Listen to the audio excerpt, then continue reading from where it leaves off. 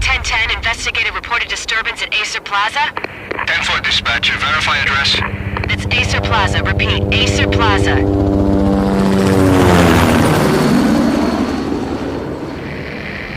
Shots fired on the rooftop. An assault in progress at Acer Plaza. Repeat, an assault in progress.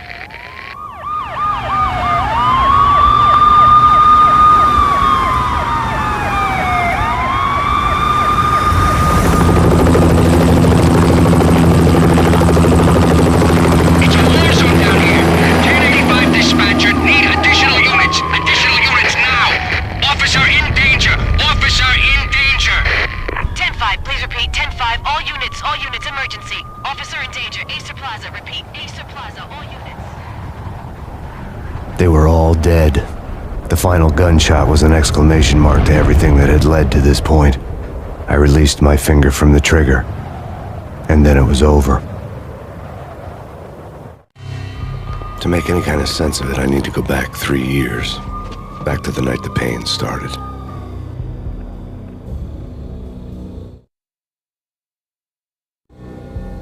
I was still on the force back then. NYPD, Manhattan, Midtown North Precinct, Hell's Kitchen. So when are you coming to work for me, Detective Payne? You'd make me work undercover in some hellhole. Sorry, Alex. Michelle and the baby come first. See? My last smoke. It's bad for the baby. That's you, Max. A regular Boy Scout. See, Alex. Still on for poker Thursday night, right? Like taking candy from a baby. Life was good. Sun setting on a sweet summer's day. Smell of freshly mowed lawns. The sounds of children playing. A house across the river on the Jersey side. Beautiful wife and a baby girl. The American dream come true. Honey, I'm home. But dreams have a nasty habit of going bad when you're not looking. The sun went down with practiced bravado. Twilight crawled across the sky, laden with foreboding.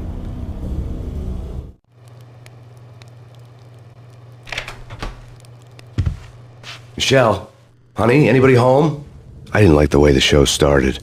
They'd give me the best seat in the house, front row center.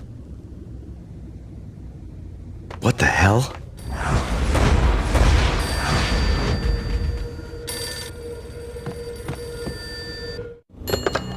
Listen, someone's broken into my house. Call 911. Is this the Payne residence? Yes, someone's broken into my house. They're still here. You have to... Good. I'm afraid I cannot help you. Who is this? Hello?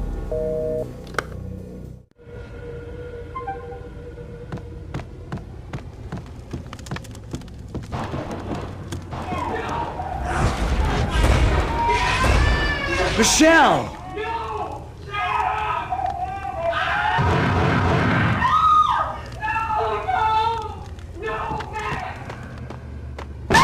Michelle! Please!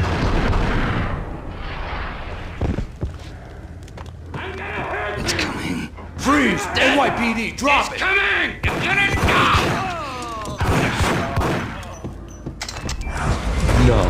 No, please God, no. Bless your fallen angels!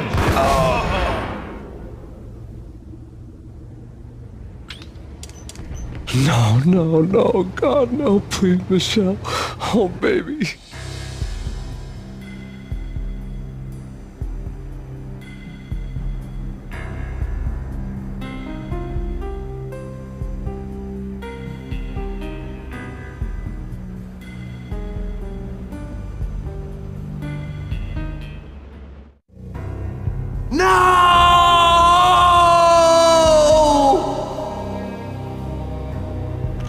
That was 3 years ago. Everything ripped apart in a New York minute. The killer junkies had been high on a previously unknown designer drug, Valkyr, V. After the funeral, I told Alex I'd be transferring to the DEA. It took us 3 long years to get a break in the Valkyr case. Then, finally, 2 months ago, a dime dropper tipped us off that Jack Lupino, a mob boss in the Punchinello crime family, was trafficking. I went undercover. Infiltrated the worst mafia family in New York.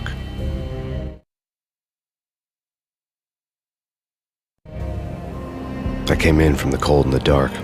Outside the city was a cruel monster. I've been slowly working my way from the small time to the big fish, trying to get to the source of the drug. Alex and BB were my only contacts in the DEA, the only ones in this decrepit city who knew I was down here. BB here.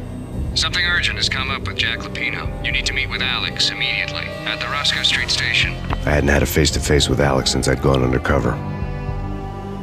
Outside, the mercury was falling fast. It was colder than the devil's heart, raining ice pitchforks as if the heavens were ready to fall. Everyone was running for shelter like there was no tomorrow. It didn't get any better when I got to the subway. The feeling hit me like a point-blank shot straight in the face. Something was not right about this. My Beretta stirred nervously under my coat, but the train doors had already shut behind me, and I was in for the ride. Next stop, Roscoe Street Station, and Alex.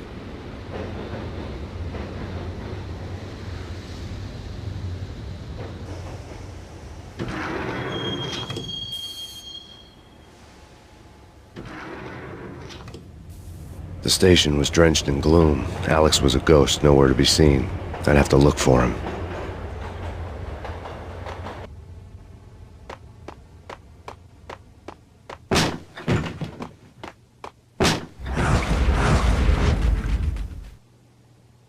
Death was in the air at Roscoe Street.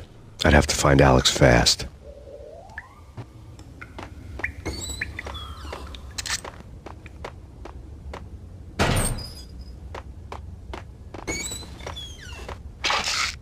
The pills would ease the pain.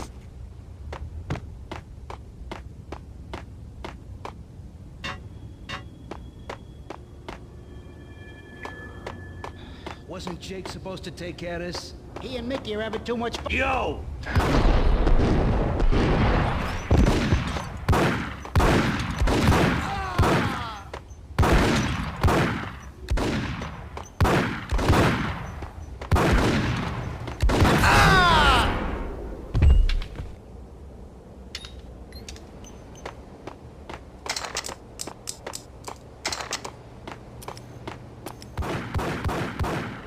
Yeah, he's dead, all right. Hey, it's me, Tom.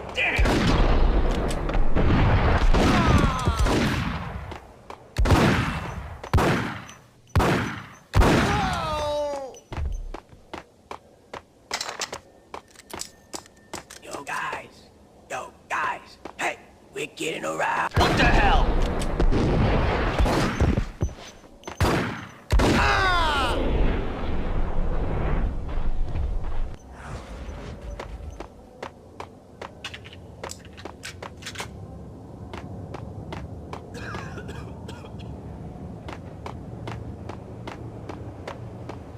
What the?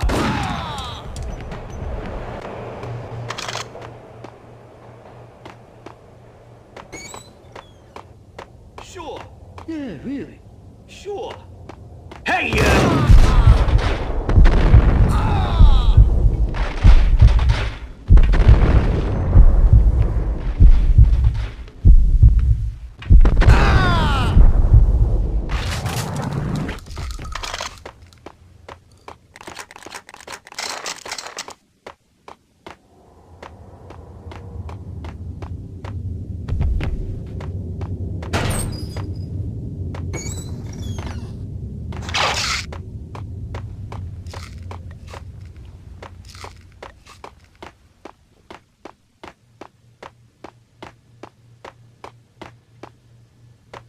kiss it good.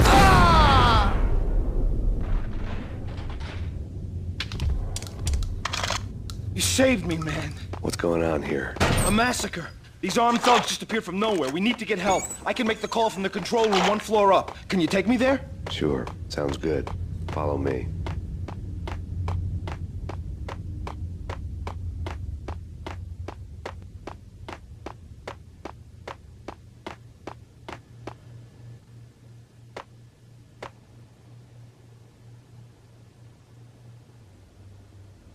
Home free. This way.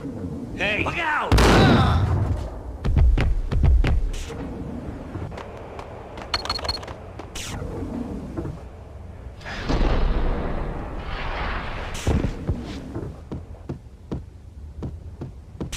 Gun him down!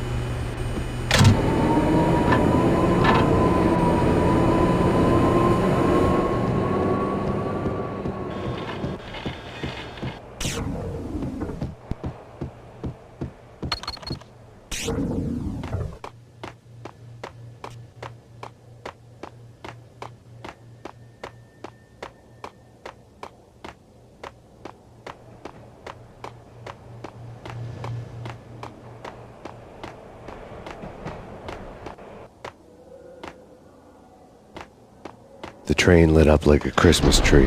The power was back on.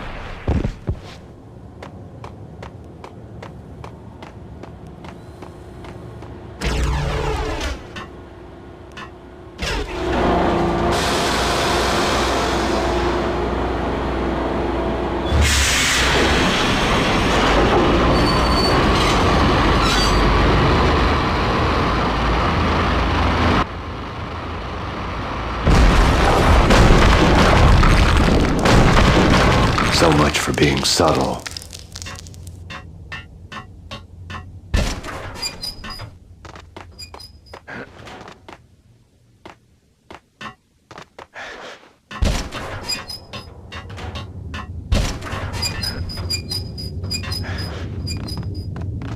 Hey!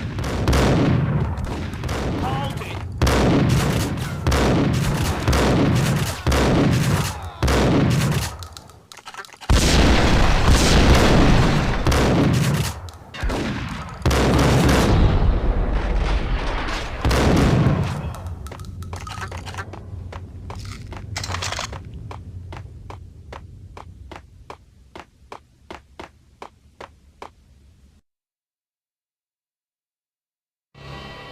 The rusty door led to an abandoned part of the station, closed off since the early 40s. Something big was going down at Roscoe Street. Maybe that's why Alex had wanted to meet me here. Maybe not. One way or the other, I was gonna find out.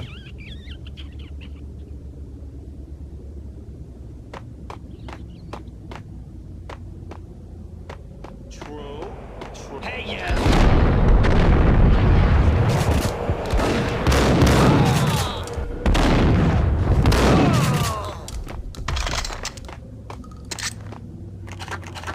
Yo!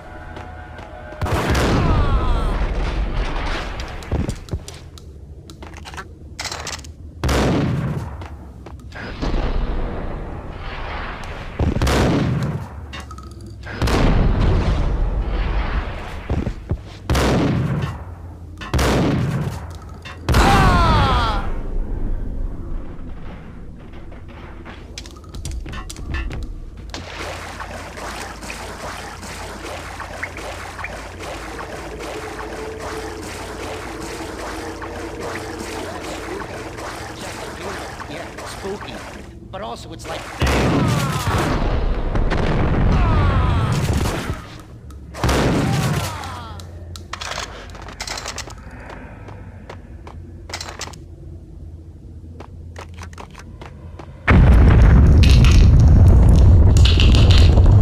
What the hell was that?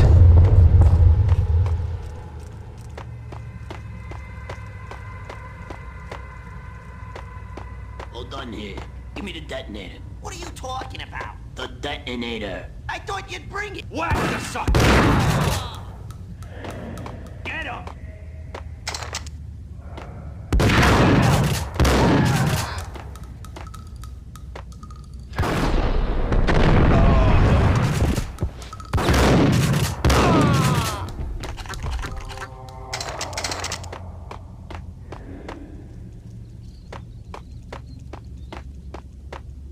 Okay, fellas. The police are on their way. New York's finest are gonna be here soon. So stick to the plan. We got our own.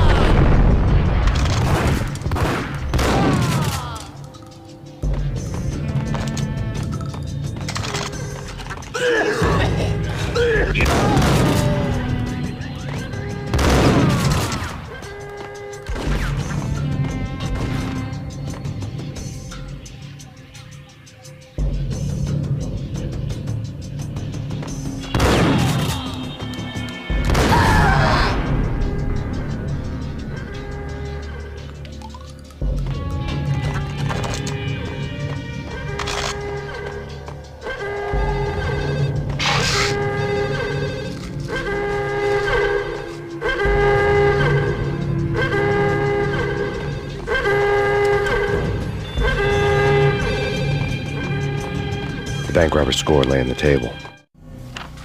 The bank robbers had been after Acer Corporation bonds. The Acer success story had recently been on every channel and on the cover of every magazine.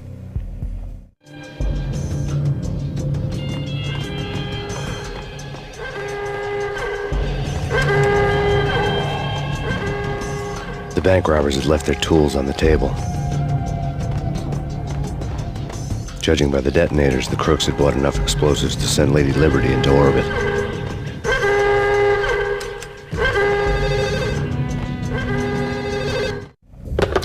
We come to you now live from the crime scene. Who is this? Right back at you. This is Deputy Chief Jim Bravura from the NYPD. You are to cease your criminal activities and surrender immediately. Sure thing, Jim. Me and the boys have been talking and everyone's real sorry. They'll never do it again. Who the hell is this? Being placed at the scene of a bank robbery wouldn't have tipped the odds in my favor.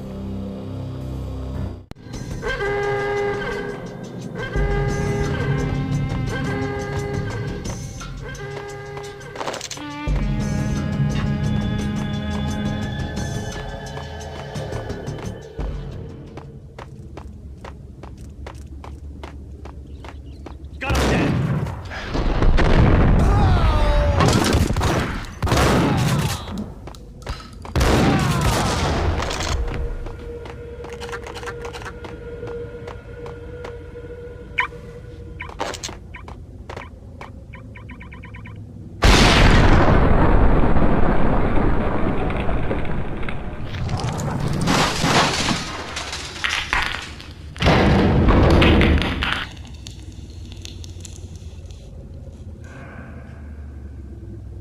Hold it!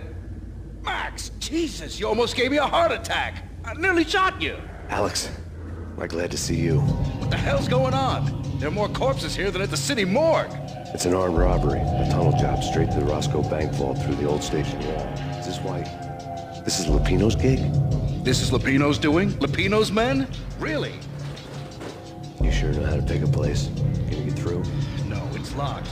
We gotta get out of here. If it's Lupino, it's... Alex? Alex! There was nothing I could do. He was dead. I could tell by the empty, accusing stare of his eyes.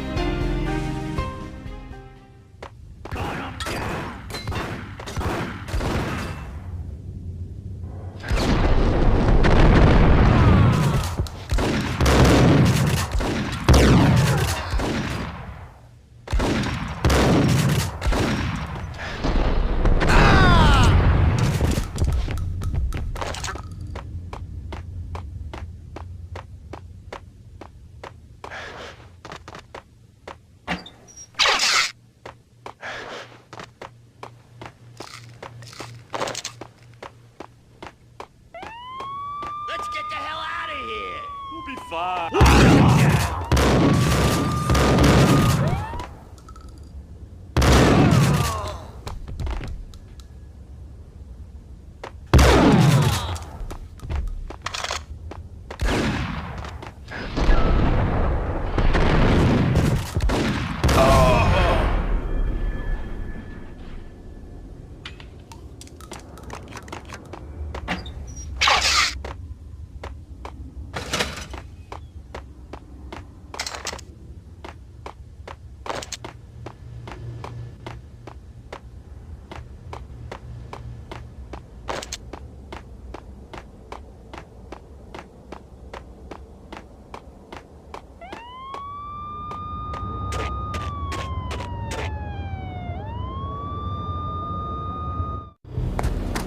Alex had kept me relatively sane for the past 3 years.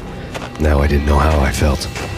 Somehow he had stumbled upon something big and ended up stepping on Jack Lupino's toes.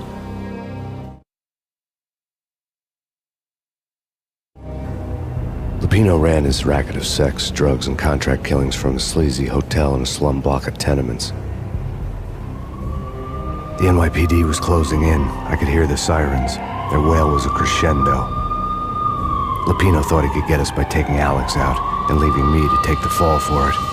All he had gotten was my attention. I went for the hotel first. It was a sad old thing with flickering lamps and faded colors, cheap mobster punks and tired-eyed prostitutes. I walked straight in, playing at Bogart like I'd done 100 times before. The place was run by a couple of murdering mobsters with shark smiles. The Finito brothers. Ladies and gentlemen, it's the Payne in the butt. Payne to the max. You're killing me. Did you make that up yourselves, or you get some wino downstairs to come up with it? Don't answer that. A rhetorical question. I got something for the boss. Lupino around? That kind of depends on who's asking. A friend or a junk squad plan. Don't answer. It's one of them, how do you put it, rhetorical questions. Lupino ain't here, but he says bye. Lupino wasn't in his cheap hotel. Instead, I ran into the Finito brothers. My cover had been blown. The door slammed shut behind me, and then I was dodging bullets like raindrops. Payne in the butt. Ha ha! Payne to the max. Junk squad kid. Got a ticket to Marble City for you. Worse than lying down.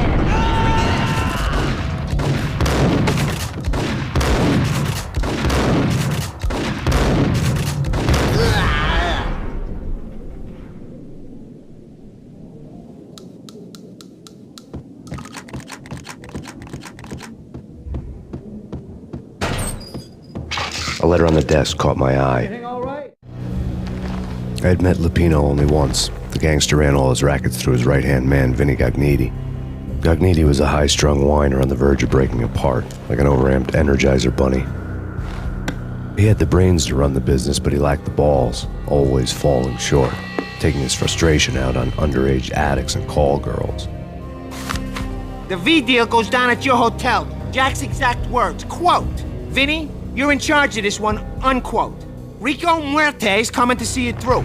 Anything goes wrong and everybody's gonna get dead, goes double for you. Treat this guy real good. Anything he wants, you give him. Don't screw this up or you're finito, finitos. A V deal meant added security, locked doors, and lots of nervous thugs with itchy trigger fingers. I'd seen nothing coming in, but that didn't mean it hadn't been there. Rico Muerte was a regular Kaiser Soze, a spook story told to keep the apes in line. 313. The Finitos had scribbled Muerte's room number on the note's margin. Bosses! Joey! Virgilio! You're right in there? They're not answering. Call the others. Tell them to come quick. Okay, but we can't wait for them. We gotta go in now. Bosses! We're coming in! It's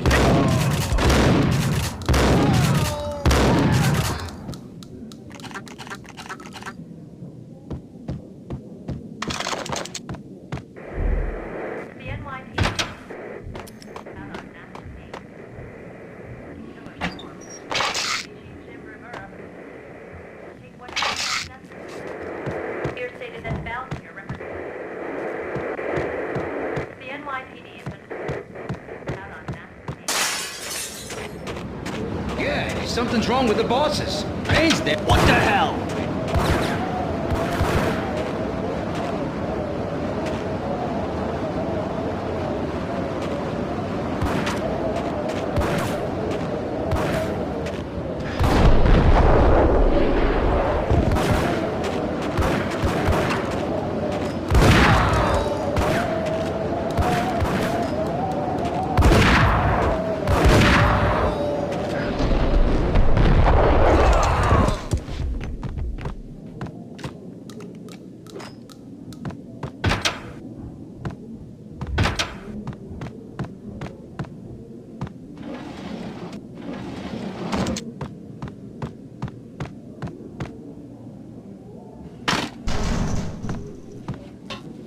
Hold it!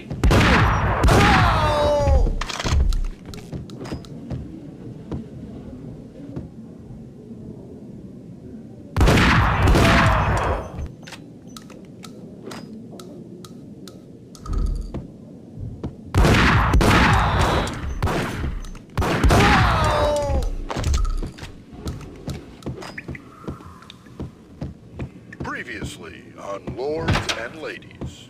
Lady Amelia, Marquis Valentine asks for an audience. Thank you, Lawrence. My lady. My lord. And now, an all-new episode of Lords and Ladies, brought to you in part by Acer Corporation. It's Payne!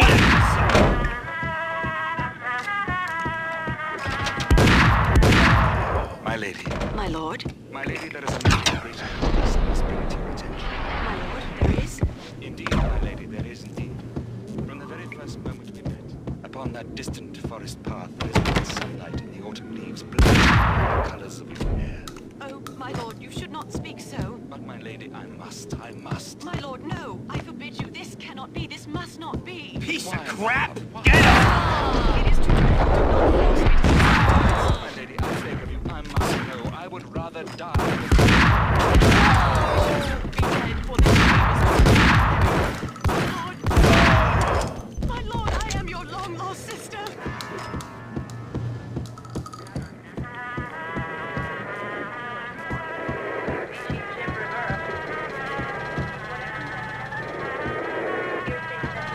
This party had been dead for a while. I couldn't say I was sorry I'd missed the show. So tragic. Will they ever get together? V-head junkies could go off without a warning. I had to be careful. It's coming. Get up!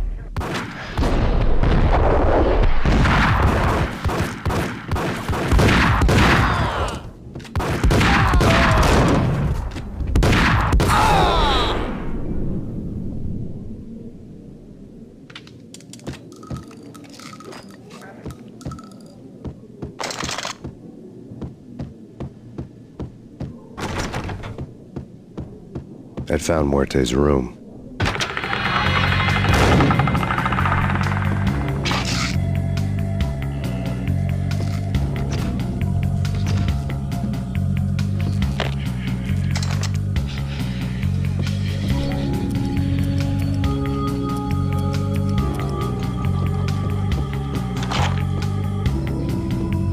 Muerte had received a letter.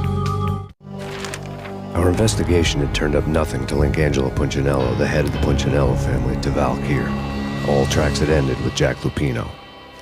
The letter in Muerte's room was signed by the Don himself. It was the first hint that the Kingpin knew what was brewing inside his syndicate.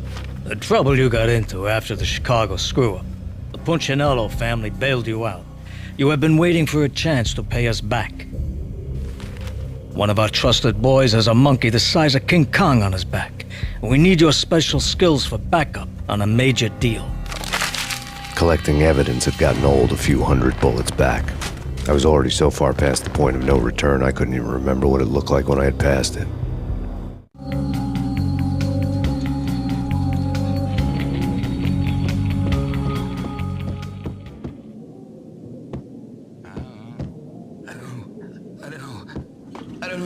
What the?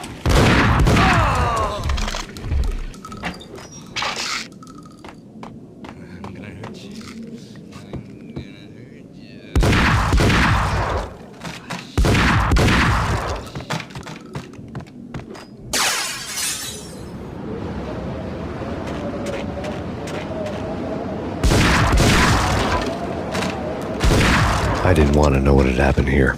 It was not a pretty sight.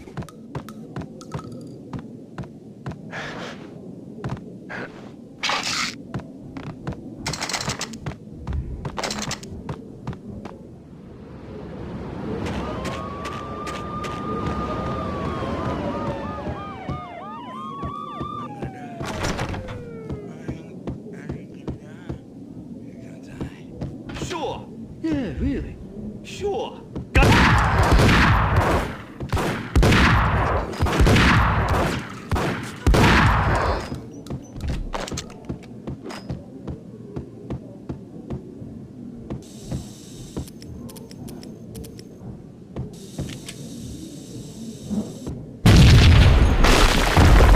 Yo! Told you. God damn! I thought it was a bomb for sure. Nah, the Russian wouldn't. This has been...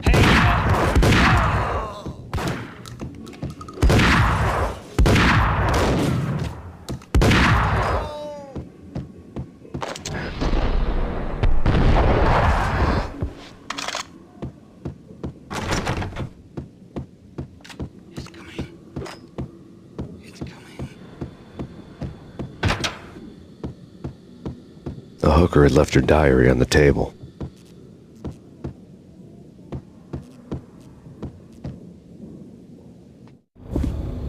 The diary belonged to a hooker named Candy Dawn. The read would have made a vice cop blush. Had talks with the mystery hag over the phone again. Sent her the latest One-Eyed Alfred tape. As long as the hag keeps paying for the tapes, the old man could come every day for all I care. She had a nice sideline, making secret X-rated flicks of her clients and selling them to the highest bidder. It would get her killed if her V-fix for the day didn't do it first.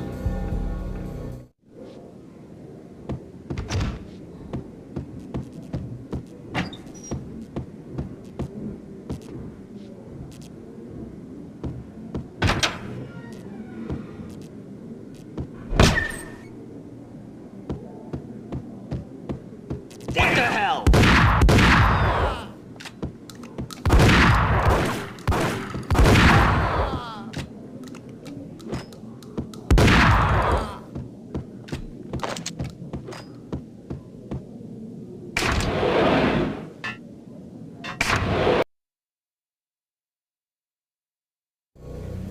The old service elevator rumbled down to the bowels of Jack Lupino's hotel.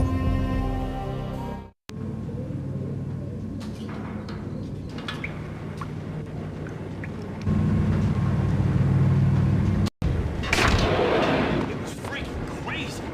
The cops were doing a whack to something.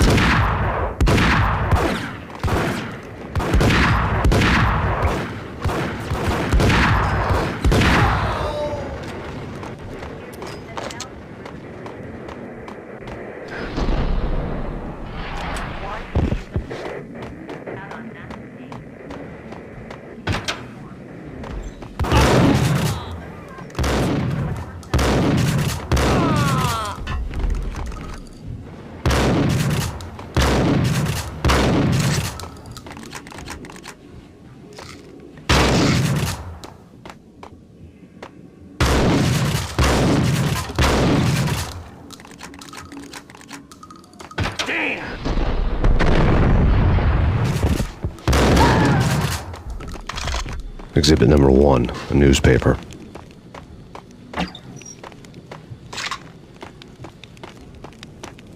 Take vampire movies. Why are they always set in LA or Mexico? Whack to something.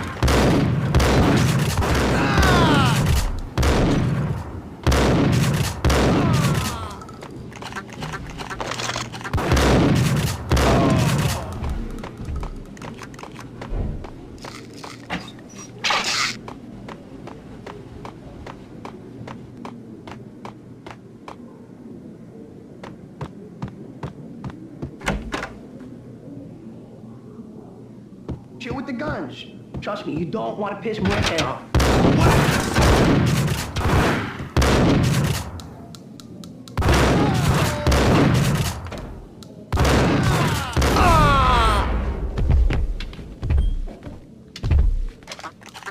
A lifetime ago, this would have gone down as a narcotics arrest.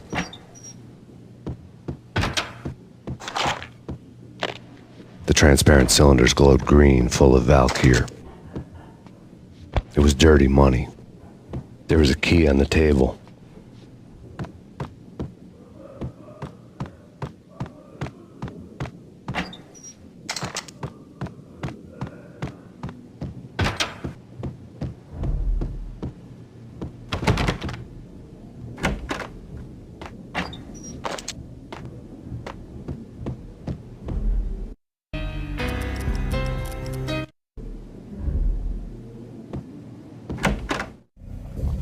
Two mad dog killers, ready to murder each other.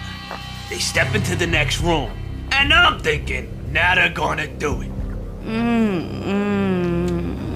But no.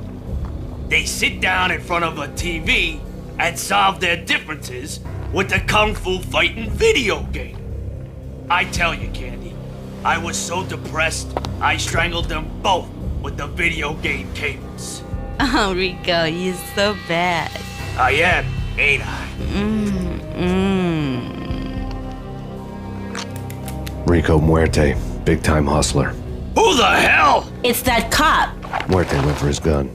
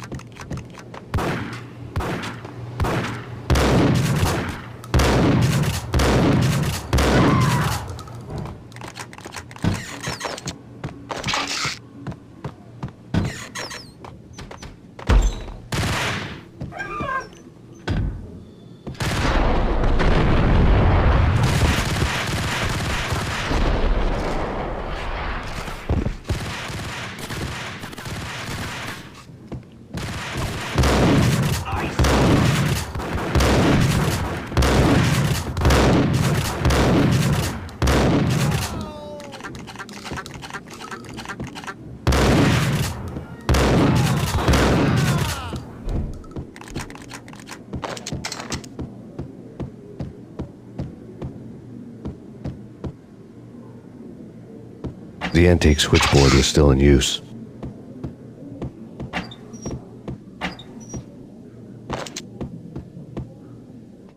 There was an old telephone switchboard in the back room of the reception area, the kind that made phone tapping child's play. It wasn't hard to picture a fat pimp sweating with headphones on, listening to his hookers talk dirty and fake orgasms over a web of party lines, the blood veins of New York. Right now, there was a different set of moans and groans going on. Boss, Connery, it's Max Payne. He came, started capping us. He killed. Are you freaking kidding me? He's just one lousy cop. You better be freaking kidding me. Whack him. What's the freaking problem? Hello? Answer me. Hello? The word was out. A deadly virus released into the city's corrupt circulatory system. Something wicked this way comes. Max Payne at large.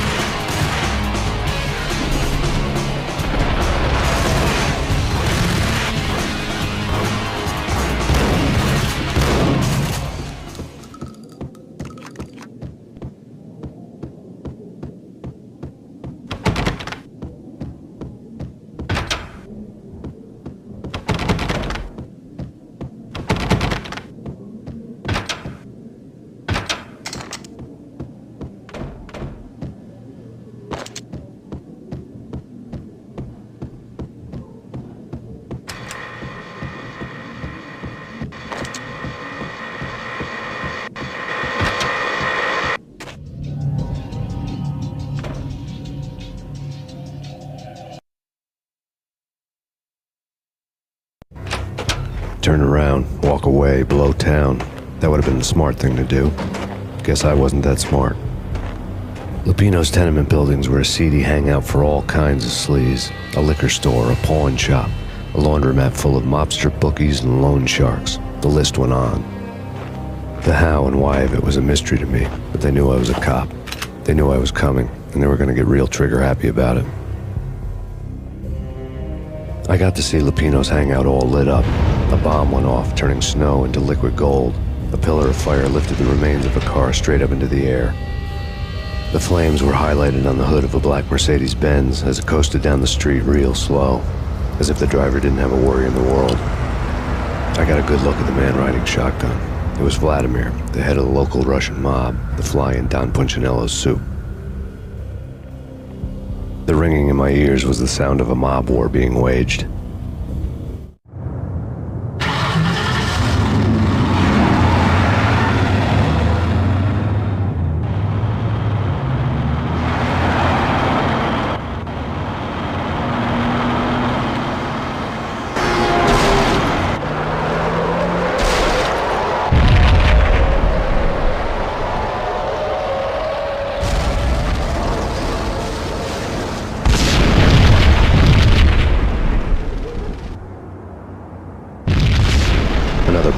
exploded inside the closest slum building. It was a lucky break. The goons inside were spooked, but luck always came with a price tag. More bombs could still be ticking inside, and the cops would already be on their way. Jack Lupino's suite was on the top floor. At least it used to be, before the explosive makeover. I don't know, man. What the?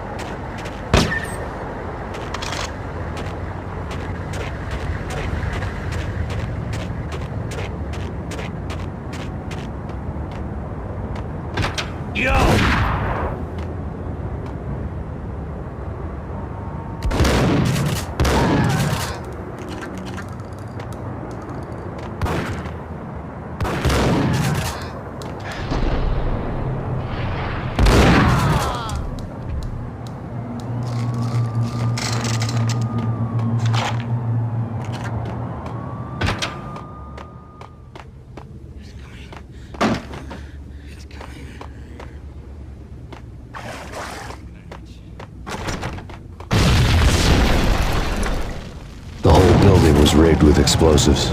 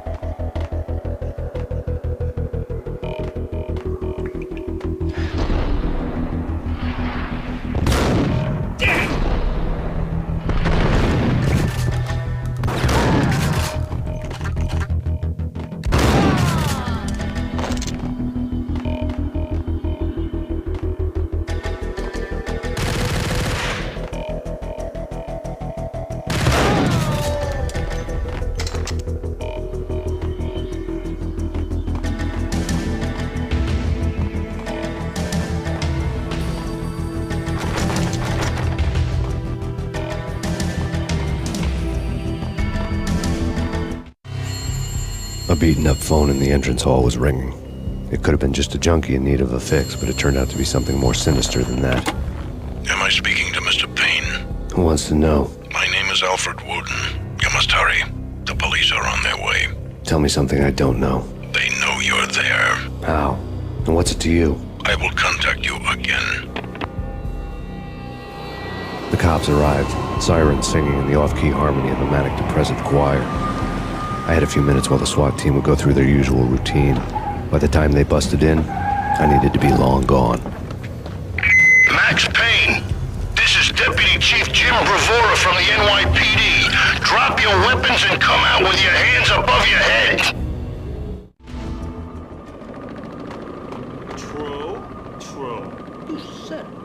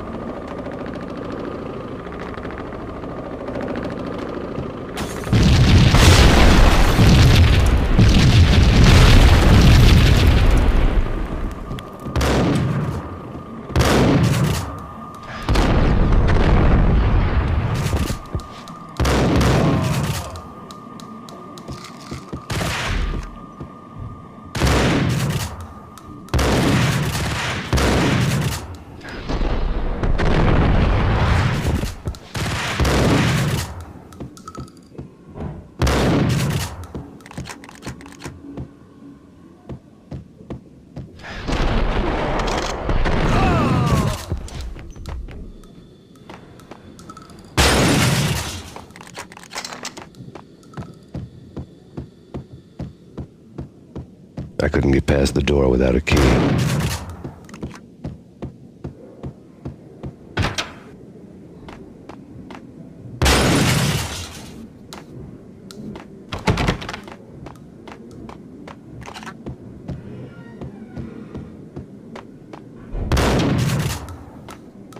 Someone had left a letter on the counter.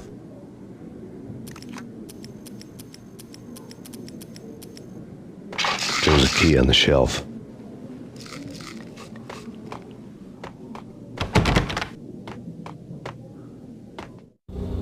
Suddenly it all made sense. The bombs, the Russian mob boss making an appearance in person. Gognitti was his usual self, all talk and no walk. After our hit, the Russian has only a couple of guns left and they can be bought. There's no freaking way he has the guts to try anything after that. As it turned out, the Russian had plenty of guts. One thing he could count on, you push a man too far and sooner or later he'd start pushing back. A gun! Max Payne, this is your final warning. Surrender or we'll be forced to take NYPD. Don't make us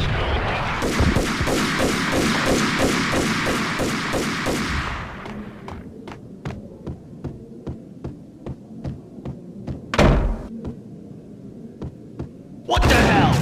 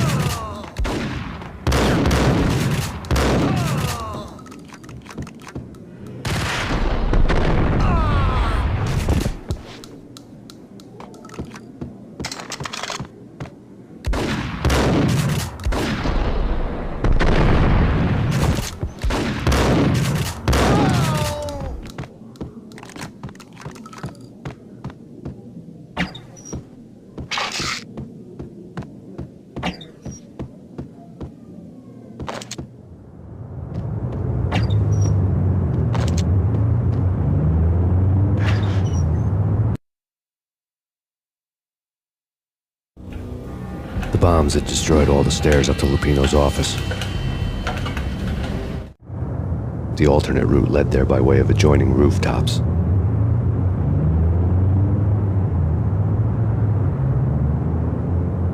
It's never been this cold. Never ever. It's like the sky's falling. Yes, sir. It's the end of the world as we know it. And I don't feel fine. I don't feel anything. Not a thing.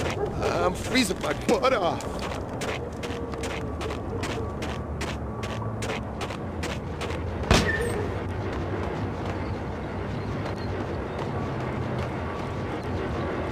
To get to the roof, I'd need to get to the elevator through the locked door up ahead.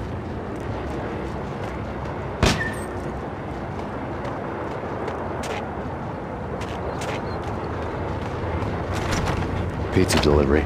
Never seen you before. Buzz off, Joker.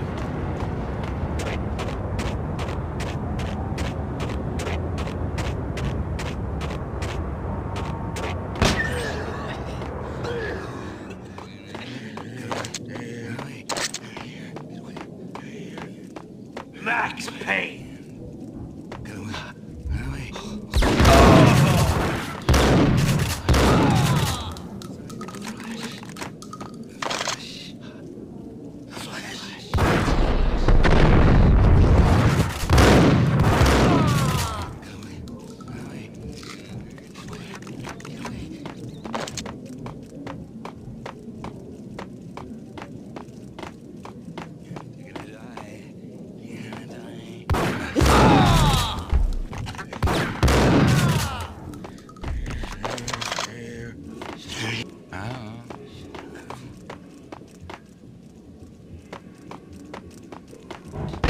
No, don't shoot. I ain't... You know the clowns at the laundry? Me? No. You're no good to me then. What? No, the laundry, yeah. I know him, yeah. Get me in there. Okay.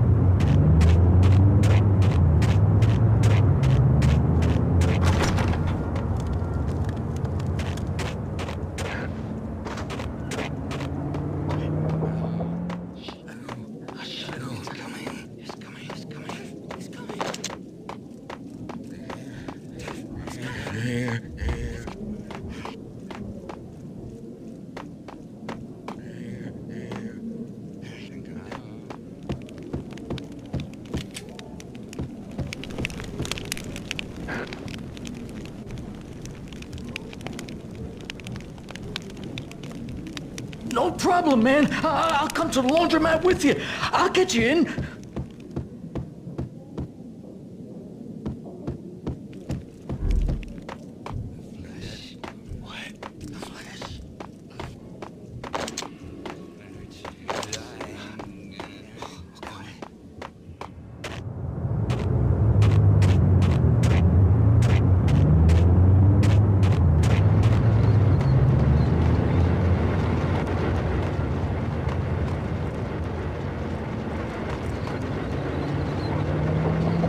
It's me. Open up. Let me in, quick. Not so fast. The password. John Woo. Come on. Okay, John Woo. All right. Come right in. It's a trap! It's Payne! It's Payne!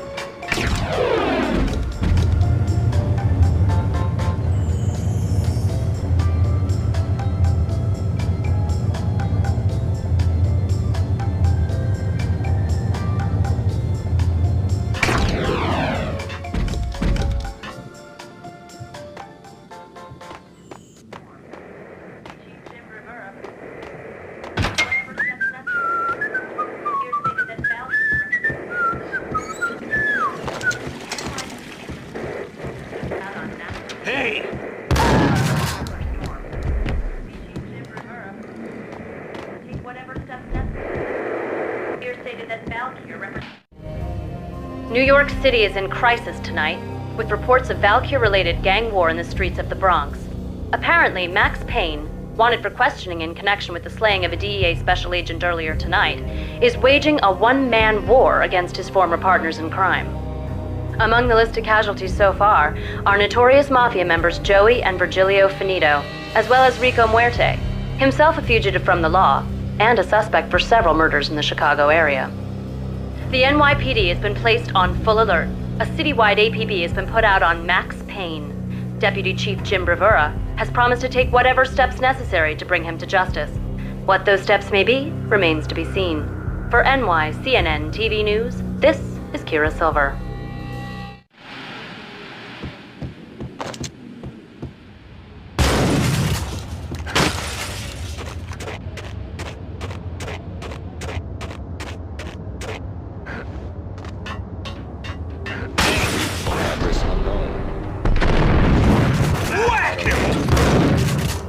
Last place I but that's where I always end up anyway.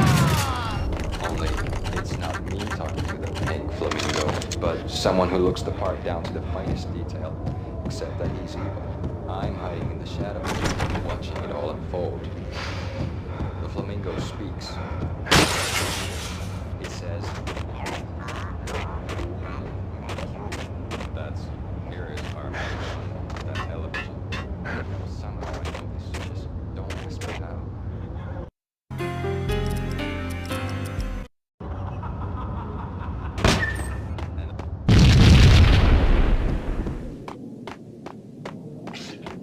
Red, blue, or green? It's always red or blue.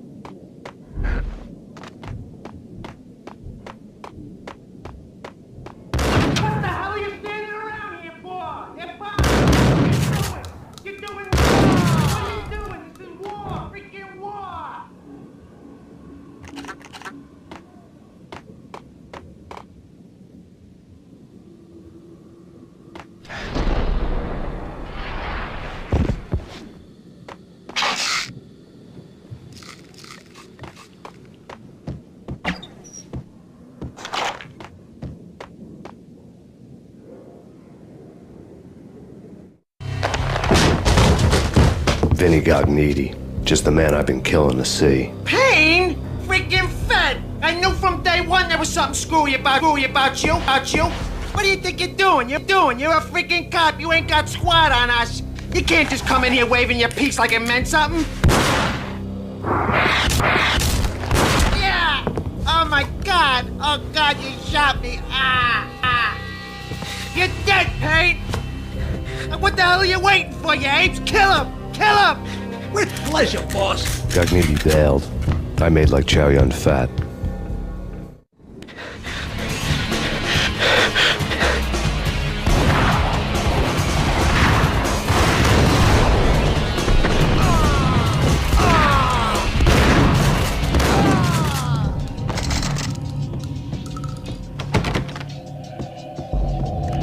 A crumpled letter lay on Gognitti's. The letter was addressed to Don Punchinello, but Vinny had never had the nerve to finish it. Jack's gone voodoo. Just the other night, he shot Dino because he wanted to see what his brains looked like splattered on the wall. He's a freaking mad dog. We're running out of men and business fast. Gognitti had been living in mortal fear of his boss. Jack Lupino was a psycho. Desk.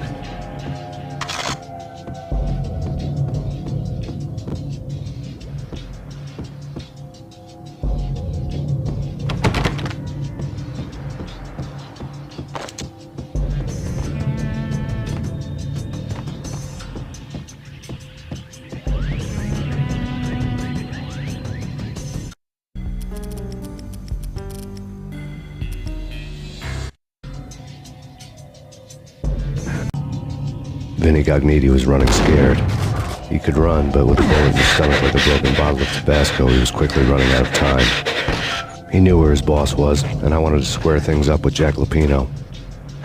Gognitti would be moving fast. I don't know about angels, but it's fear that gives men wings.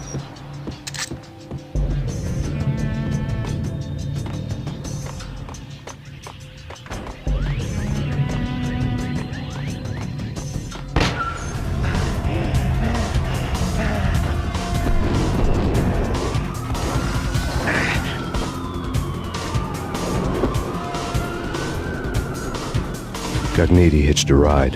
To catch him, I'd have to follow his lead.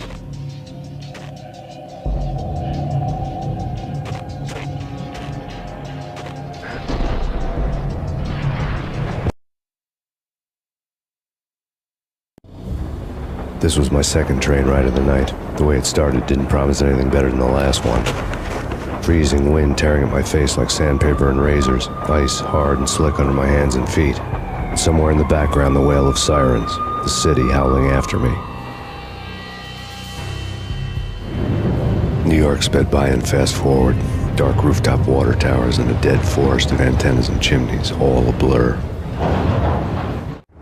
When the train he was riding slowed down, Gognitti made his move.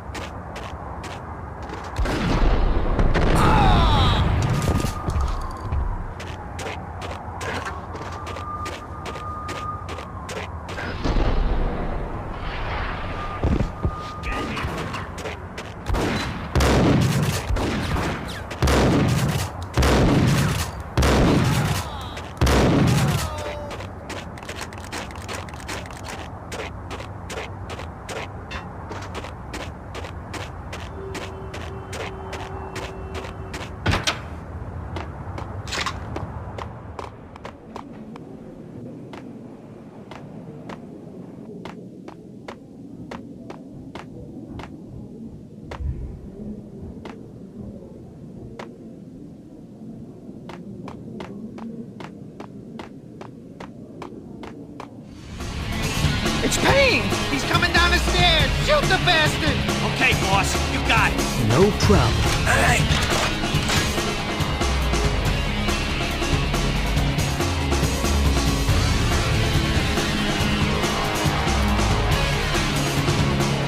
Hold it.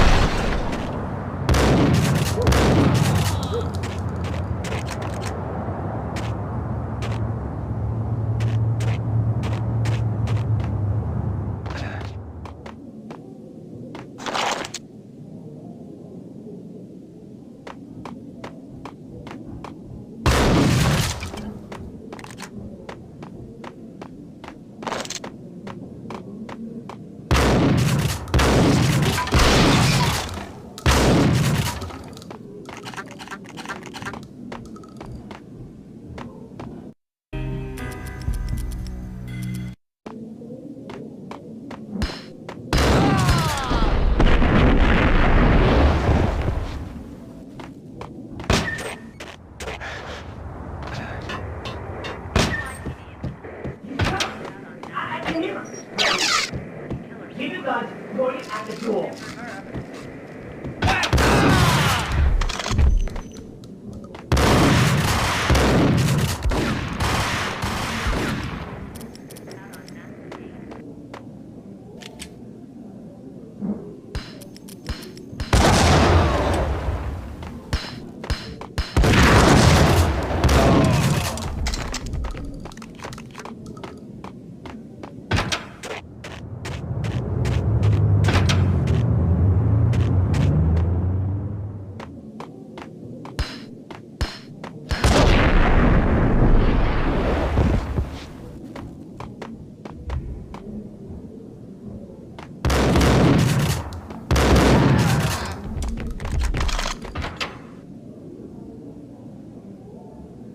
Open, goddammit!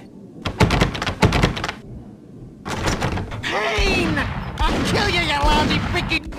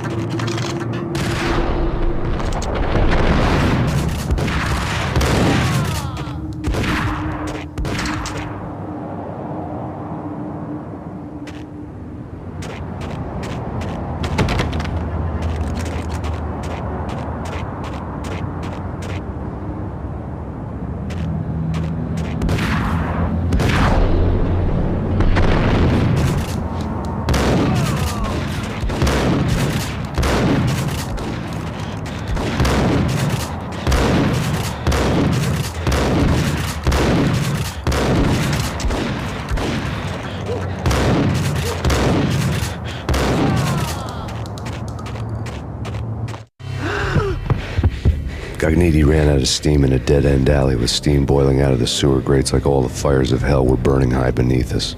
It was shakedown time. Where's Lupino? Screw you! Bad start, Vinny. Ah! Police brutality! I rate pretty high on that. You can't just hurt me in cold blood! Just keep telling yourself that. Listen good, Candyman. I'm not gonna be anybody's fall guy. I want to know where your boss is hiding. There was no glory in this. I hadn't asked for this crap. Trouble had come to me in big dark swarms. The good and the just were like gold dust in the city. I had no illusions. I was not one of them. I was no hero. Just me and the gun and the crook. My options had decreased to a singular course. I'll tell you, just don't hurt me no more. Lupino's at Ragnarok, the nightclub. Book me, take me home into the freaking jail, just don't hurt me. Your rights will be read at your funeral.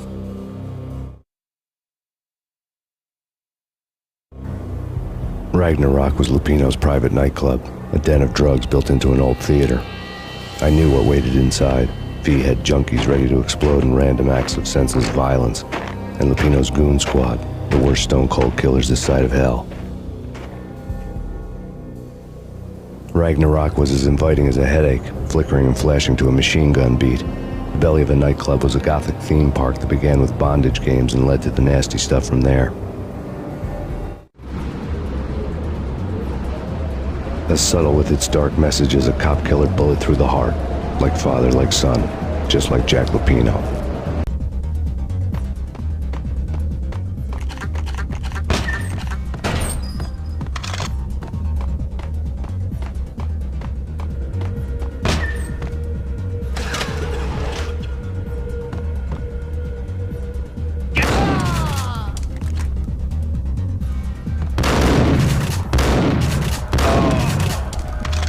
The book had never been a bestseller.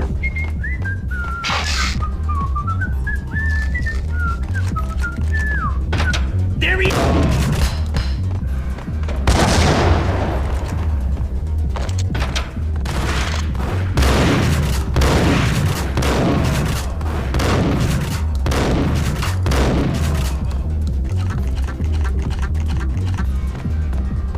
Hey, yeah.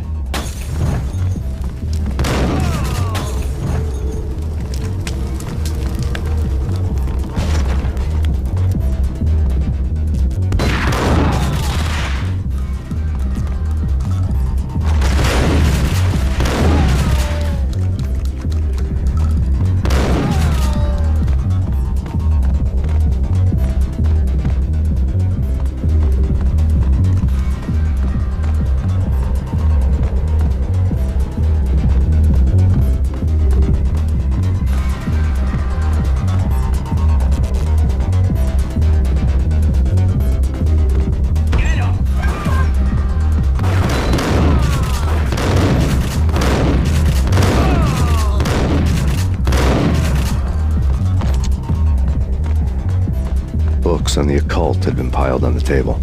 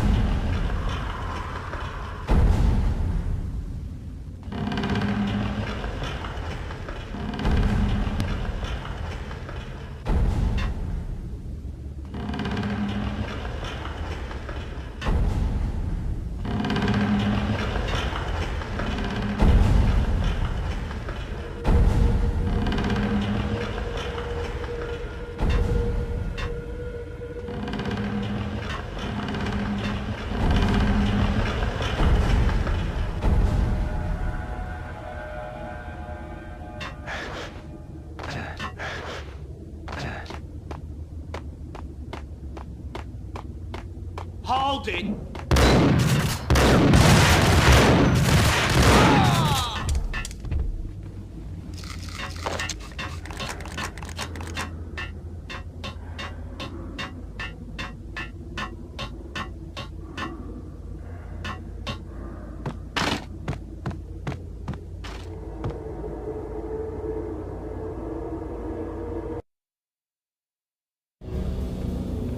The backstage area led to Lupino's inner sanctum. The hot air inside was like an invisible wall, thick with incense and something else, a sickly sweet smell that made you gag. This was the rotten core of the Big Apple. Lupino lurked somewhere ahead, like a spider at the center of his web, waiting. The vapors in the air started to make my head swim. Torn pieces of a letter lay scattered on the sofa. The flesh of fallen angels! Come to me all! Astaroth, Beelzebub, Asmodeus, Baphomet, Lucifer, Loki, Satan, Cthulhu, Lilith, Ella! Blood to you all! Secrets living under skin reality. I've seen it. The corruption of flesh.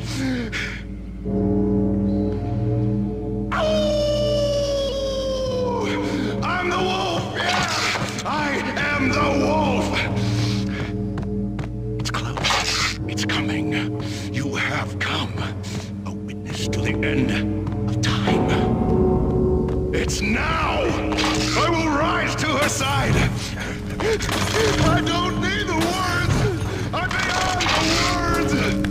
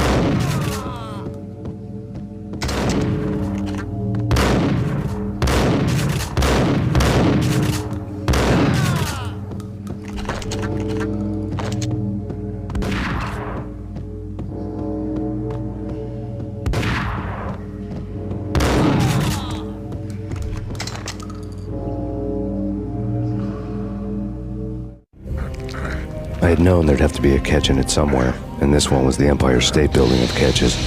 Lupino was pumped up and dying to go 15 rounds with a mutant alligator. And then he started this spooky monkey talk, straight from a bad dream. Mine. I have tasted the flesh of fallen angels. I've tasted the devil's green blood. It runs in my veins. I've seen beyond the world of skin, the architecture of blood and bow and arrow. Death is coming! She is coming, and hell follows with her. This is the twilight winter. I am ready to be her son. Her time is now, and all who stand in her way must die!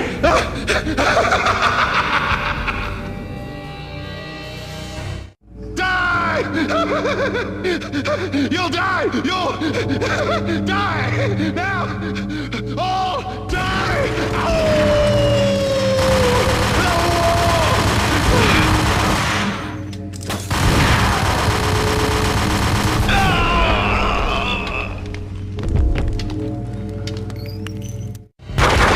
When Lupino finally went down, I wanted to make real sure he'd stay that way.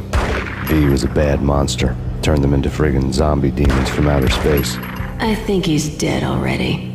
Huh? And that's when it happened. But dead or not, You've got the wrong guy. In stepped this knockout femme fatale holding a gun to my face. I returned the favor. Lisa Punchinello. Lisa Punchinello was the Don's wife. Mona Sachs. Lisa's evil twin. Your safety's off, evil twin. You might hurt someone with that gun of yours. Lisa's the damsel in distress. I'm the professional. I'd blow you away without batting an eye. Sure, and you can check out my credentials splattered all over this joint. Jack couldn't have framed you. Not the state he was in. We're after the same slime bag. Angelo Punchinello's the one who murdered your friend and framed you with it. You know this for a fact? I've got my sources. I don't have a clue these days. I just shoot them as they come. Who put a contract on the Archfiend? This one's mine. I hate the guts of that sadistic wife-beater. Why not pool our bullets for this one? I thought you'd never ask. My finger was starting to twitch. How do you like your whiskey? I'm easy, as long as you don't try to slip me a Mickey. You're a real angel, Max. It was good stuff. Tasted sweet as honey going down. Nothing personal. Can't risk you going berserk and getting Lisa killed.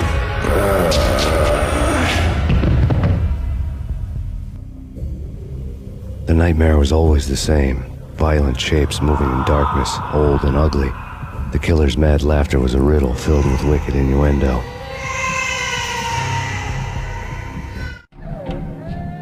Somewhere, the baby was crying.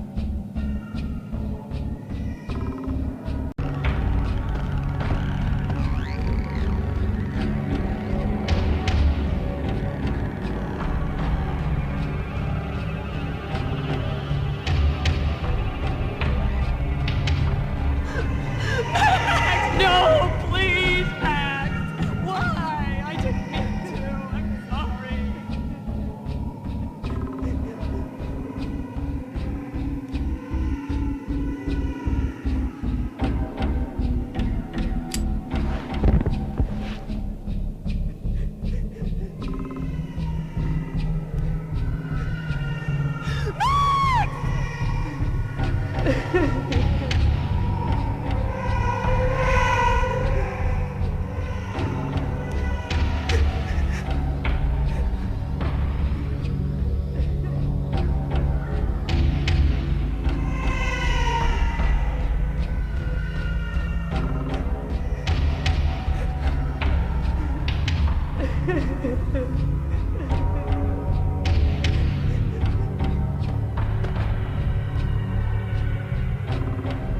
Should have known it when we found you snoring next to Lupino's corpse.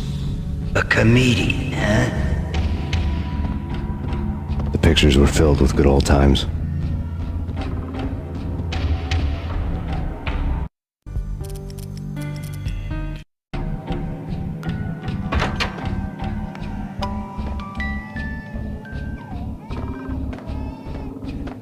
I really love to watch cartoons. Captain Baseball Bat Boy's my favorite.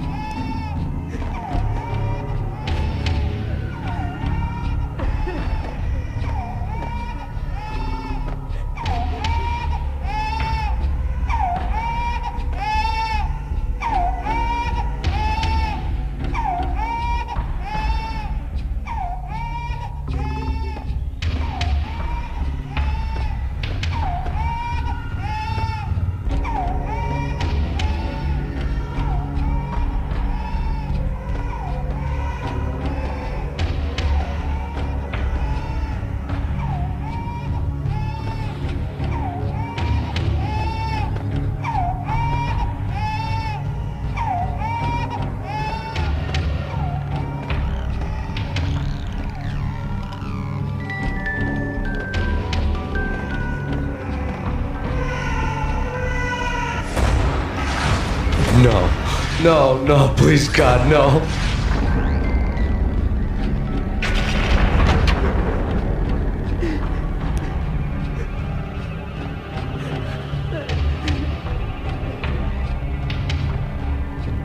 Slice them, dice them, shoot them full of holes, blow them to bits, vaporize them, disintegrate them. No matter what you do, they'll still be back good as new.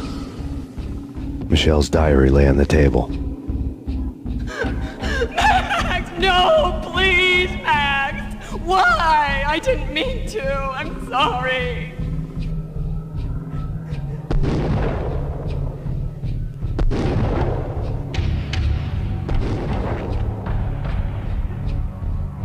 Murderer! You killed her! Nothing like that ever happens in the real world.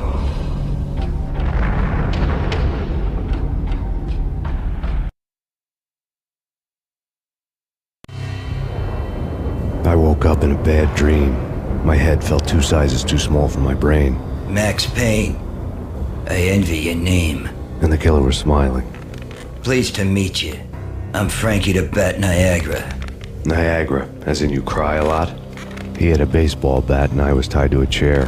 Pissing him off was the smart thing to do.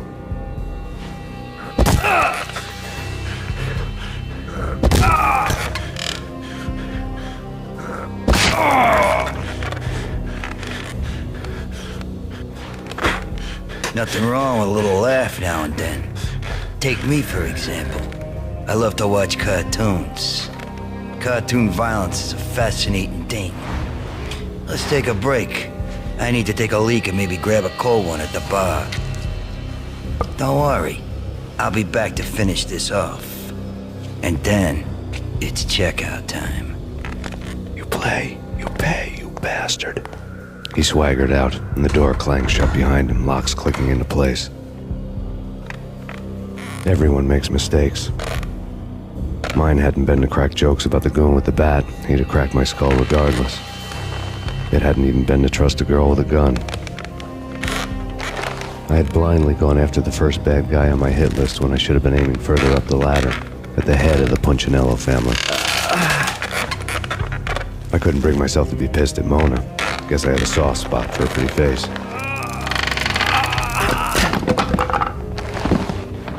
But when somebody decides to play baseball with your head, you tend to get sore. They had dragged me back to the basement of Lupino's hotel. I was beaten, bruised, and blue. I felt like the chair I had broken to get free.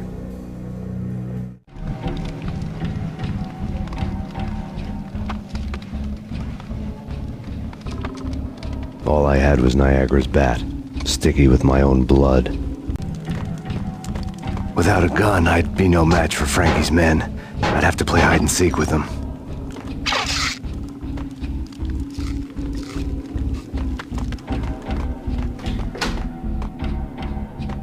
It's Frankie's turf. What the?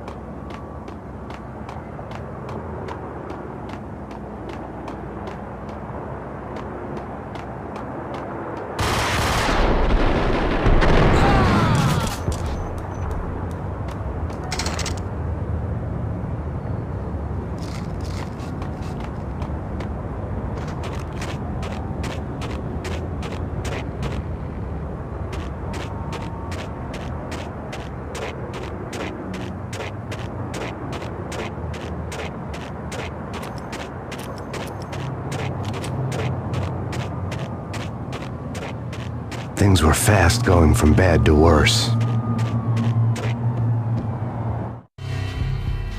The men in blue had come and gone.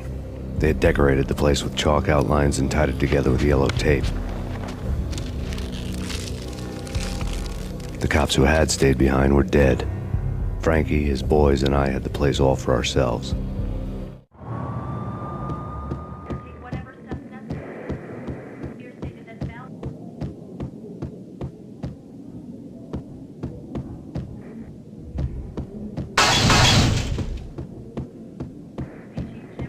Just forget about it.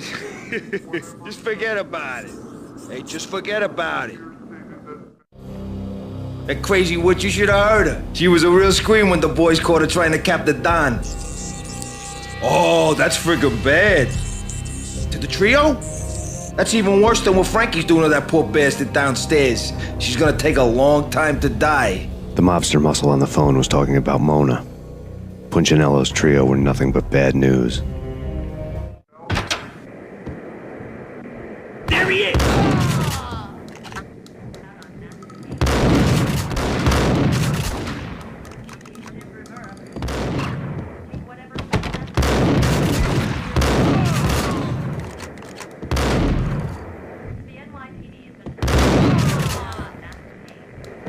More evidence that Punchinello didn't like me much.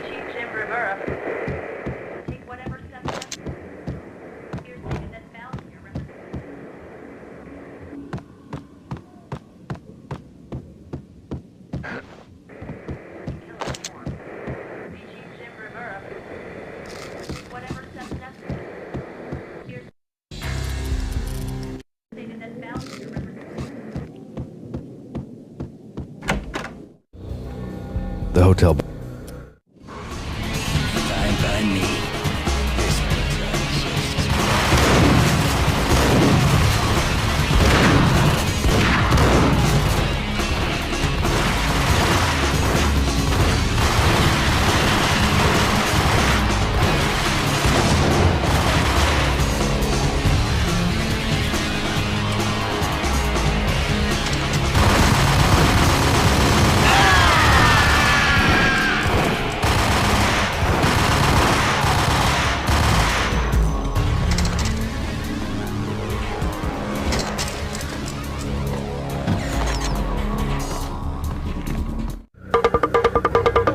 Thank you. You've been a lovely audience. Had enough? I don't play with girls anyway. Unfair! I spotted the tail as soon as I left the hotel. A big black Mercedes. I'd seen the car before. That time it had heralded impressive explosions. Vladimir was back. Bang! You're dead, Max Payne. I might have laughed if I remembered how. What's this supposed to be? Cops and robbers? Look, you want something with me? Get in line. Peace, man. Relax. You know you are a real news item. Armed and dangerous. I am going to make you an offer you can't refuse. I've always wanted to say that. It's a bum rap. I've been framed. That's a moot point. Whatever you did or did not do, I'm sure you had good reason for doing it. Want to hear me out? I'm listening.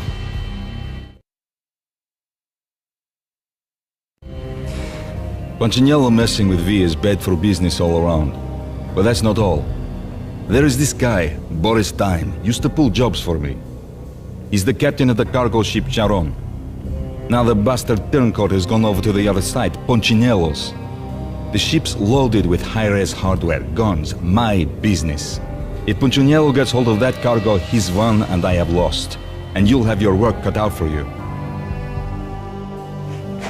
If you want to get to Punchinello, you'll need heavy-duty persuaders. I am just the man to get them for you. Change the ship back under my flag, maybe pop 2 in the traitor Dime's head while you're at it. You'll get enough guns to start the apocalypse. You in or out? Let's get this show on the road. Vladimir was one of those old-time bad guys with honor and morals, which made him almost one of the good guys. None of us was a saint. The Brooklyn riverfront was a maze of rusty containers, sharp-boned cranes looming up from the snowstorm. On a night like this, you couldn't help but think of the dark army of dead men sleeping with the fishes, cement shoes in line. No Minotaur lurked in this labyrinth, but somewhere out there, on the clanking deck of his cargo freighter, the skipper of the Charon was waiting, like the ferryman of the river Styx. Hey!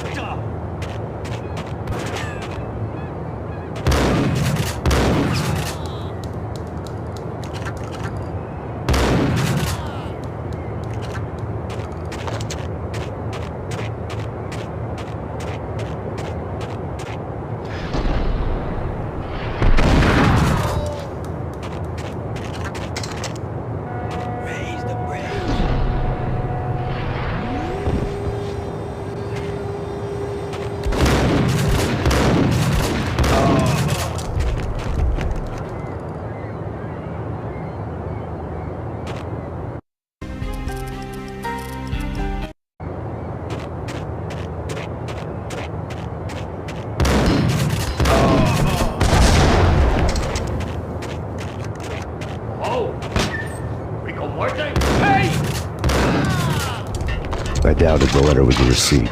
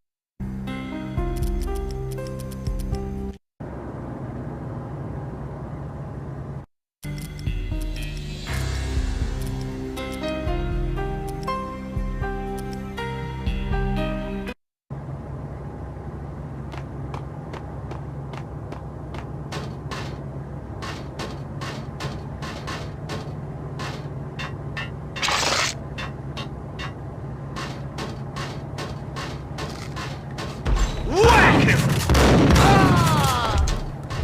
I had found Boris Dime's ship.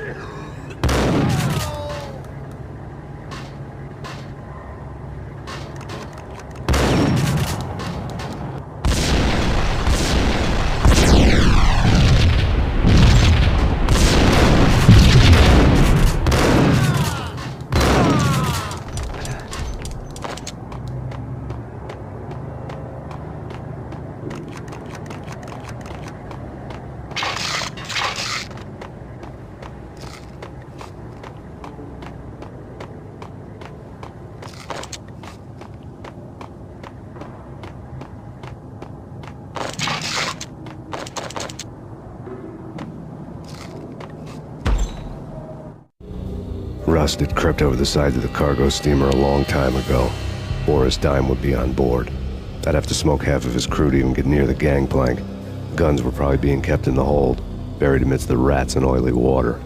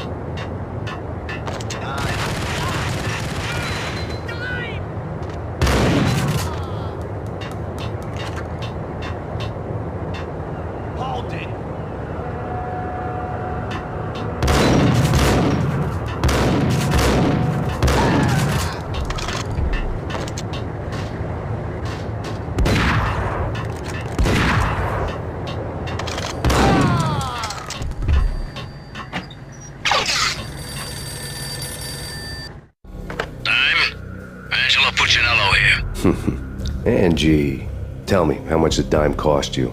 I bet it was more than his name. Max Payne. Right the first time. You're dead, punk. You sure you're not confusing me with Boris here? But you are right, of course.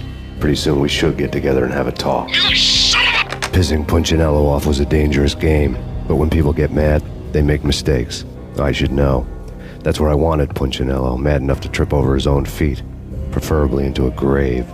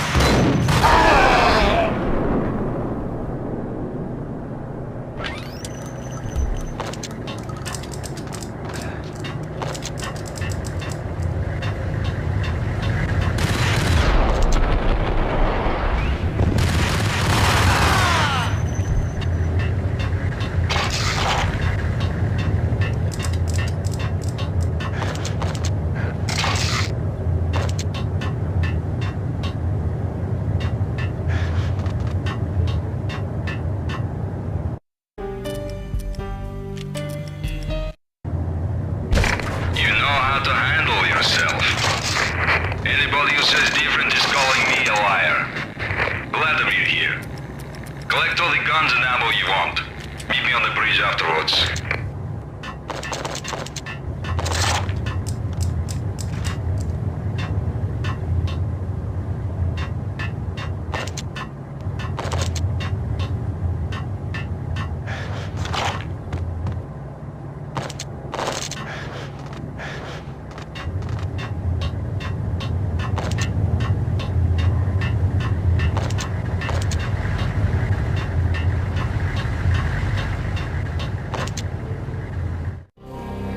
Did you get everything you need? Check. I owe you. Anything you need. This is my solo. When I'm through, Punchinello won't be anybody's problem anymore. Clear as vodka. But anytime you get between a rock and a hard place, just whistle. This could be the beginning of a beautiful friendship. You really get a bang out of this big-time gangster act, don't you?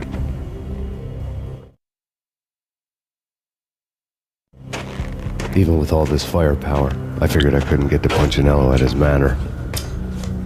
I could only hope that he wouldn't pass a chance to hear me beg, to see he's won. This is Max Payne. I want to cut a deal. Payne, you're a dead man. That's what everybody keeps telling me. I got your ship and her cargo. I want to meet. No pain, no gain. Capiche? You know my restaurant? Yeah, I know it. 1 hour. Punchinello's restaurant had seen better days. Snow was falling like ashes from post-apocalyptic skies, but that was outside. Things would soon get hot in the Don's restaurant. I knew it was a long shot, Angelo Punchinello actually showing up, but there was no crime in hoping.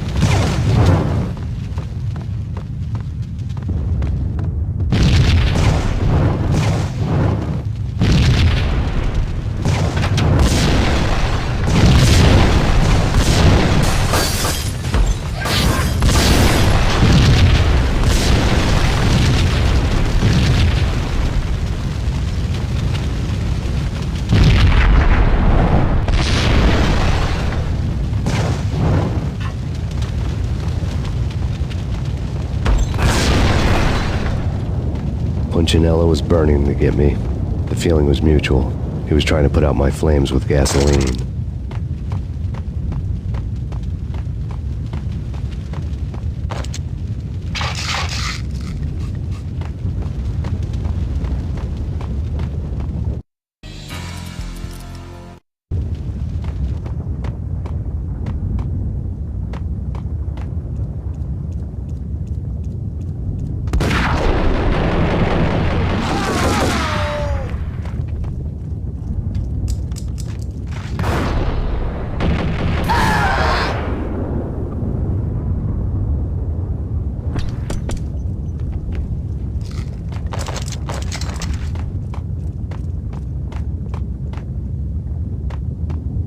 The mobsters have been guarding a real treasure, the way out of this disco inferno.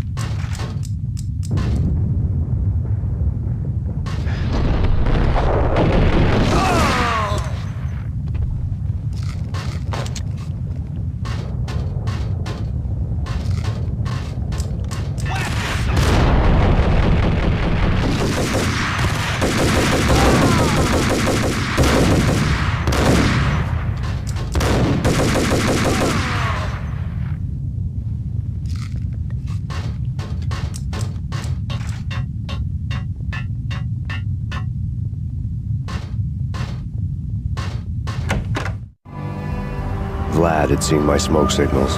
The Mercedes was revving to go, almost drowning out the banshee wail of the sirens. You coming? We'll drop you off at the Punchinello Manor. Sounds good to me. When this is over, look me up. I could use a professional like you. I'll keep that in mind.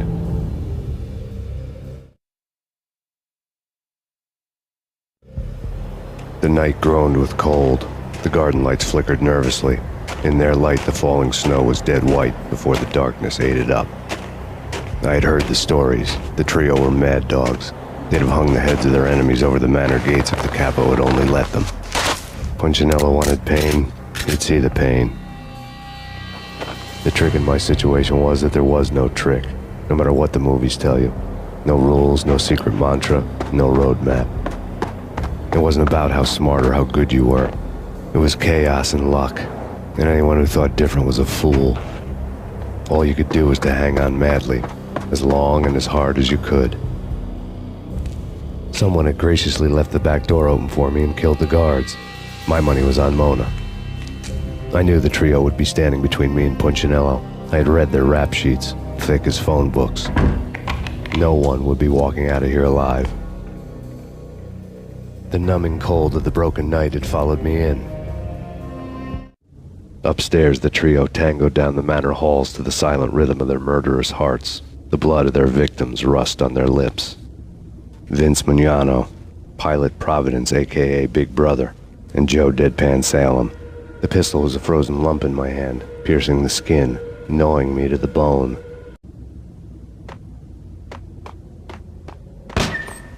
In death, someone hadn't enjoyed the Don's hospitality. Someone with a flair for the dramatic.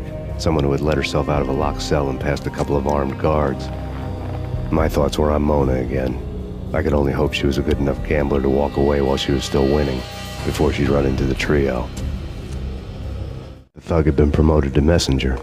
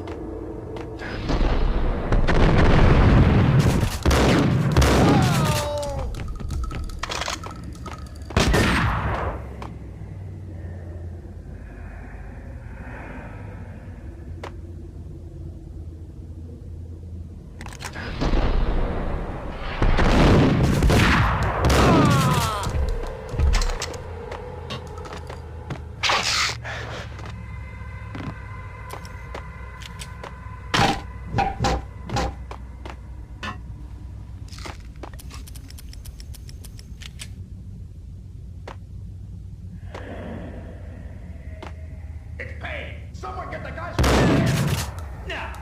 No one's going in. Too late. He walks in, we waste him. Vinny and Joe and Pilot won't get the credit for this kill.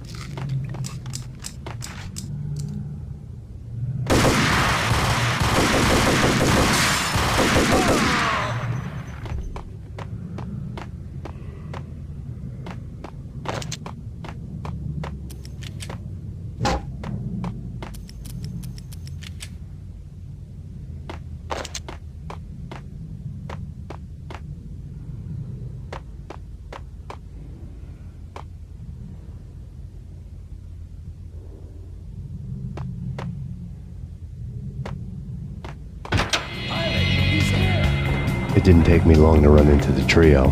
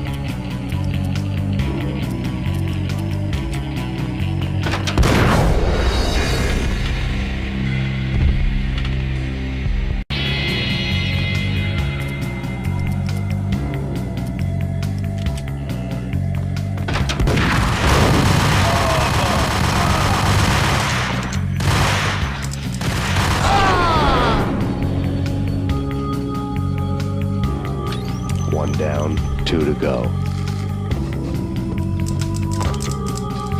What the hell?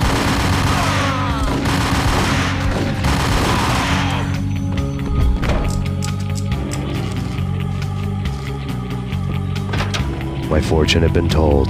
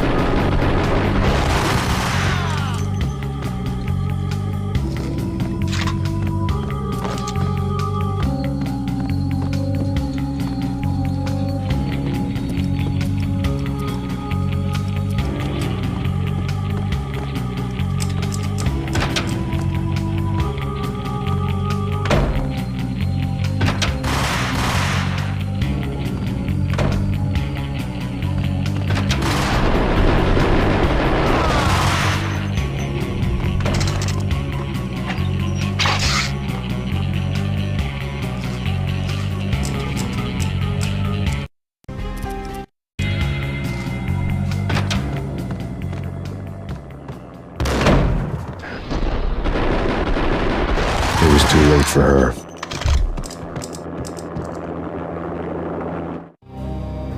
You're a real angel, Max.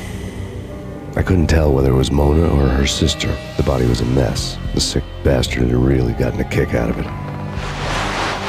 Seeing her lying there got me thinking about another woman's body on another bed. Got me thinking about a fallen cradle.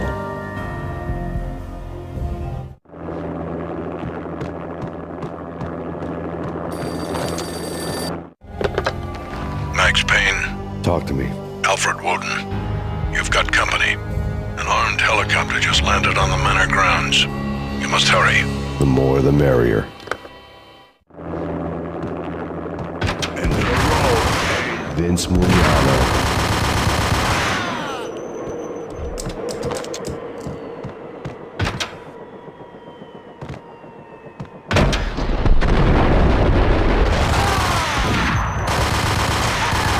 Punchinello's trio was done for.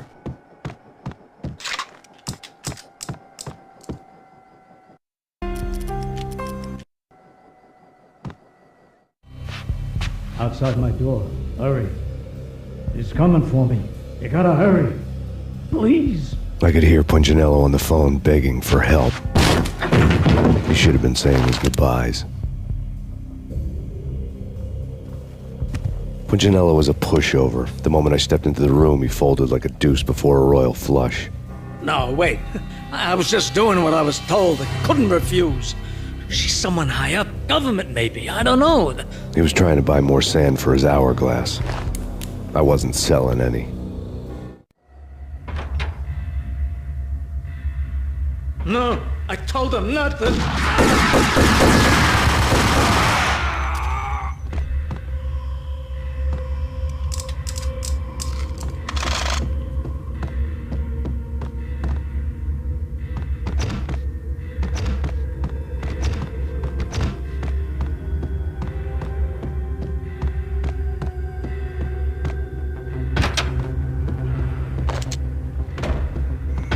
Drop it.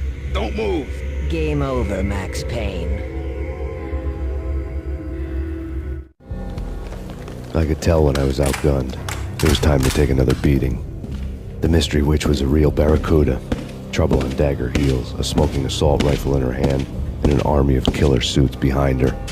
How sweet. I get to kill two birds with one stone. Sooner or later, it was going to catch up with you. Mr. Payne, it's time to show you the benefits of my brew. Be a good boy now. You'd find that Lady Luck was really a hooker. You were fresh out of cash.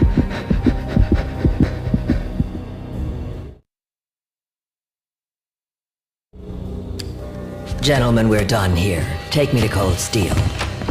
She had just given me an OD of Valkyr. I could feel green fire eating my brains. They turned to steam. They did a fade on me. I'd never had a chance. The witch had got me just as sure as if she put a gun to my head and pulled the trigger. The shadows rushed me, bruised mugshot faces hungry for revenge. They knew my weak spots and closed in for the kill. The floor turned into a vortex of green blood. I fell. The flesh of fallen angels.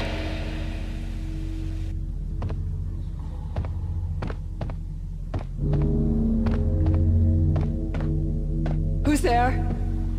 Max? Max, is that you? Max? Where are you, Max? Please. No, please, Max, no. I'm sorry. Please don't, Max, no. Max? Where are you, Max? Please. The letter was staring at me. Bartender is shiny stuff and dreams are made of stooped necromancers. He sings like a banana wrist, having strayed too close to the constellations on their shaved skulls. It was a bad line in a prank call. Someone spouting insane babble. I couldn't make sense of it. But I had an overwhelming sense of deja vu. The caller's voice sounded oddly familiar.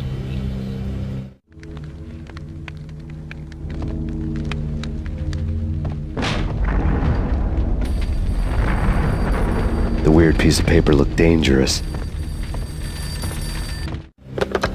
Don't lose it. It's Valk here. The drug. Snap out of it. Try to remember. It was a bad line in a prank call, someone spouting insane babble. I couldn't make sense of it. But I had an overwhelming sense of déjà vu, and the caller's voice sounded oddly familiar.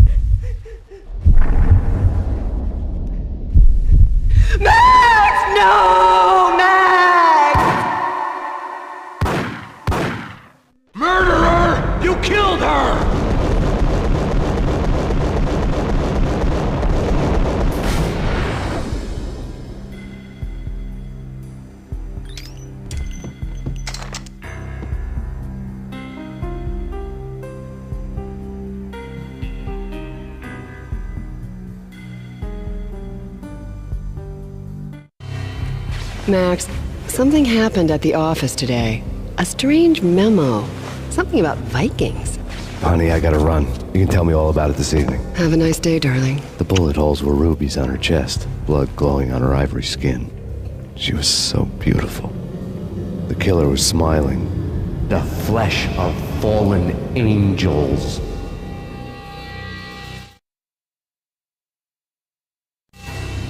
Slowly, the green nightmare faded, leaving dark stains on my soul that would never come off. I felt like flatlining. I was all shook up.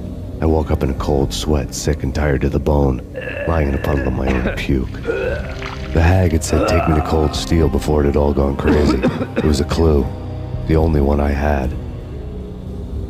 It took me forever to crawl back to my feet and hit the road, but when I did, I drove straight to Cold Steel Foundry outside the city.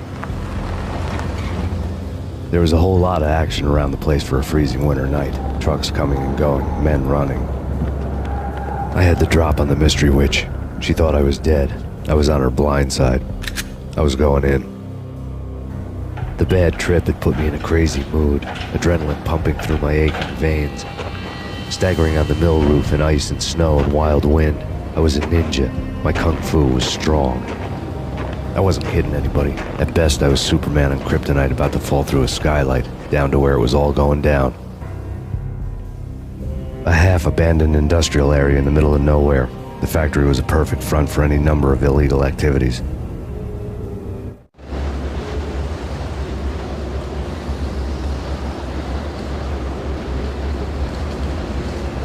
In the belly of the plant, molten metal boiled and bubbled like a witch's brew.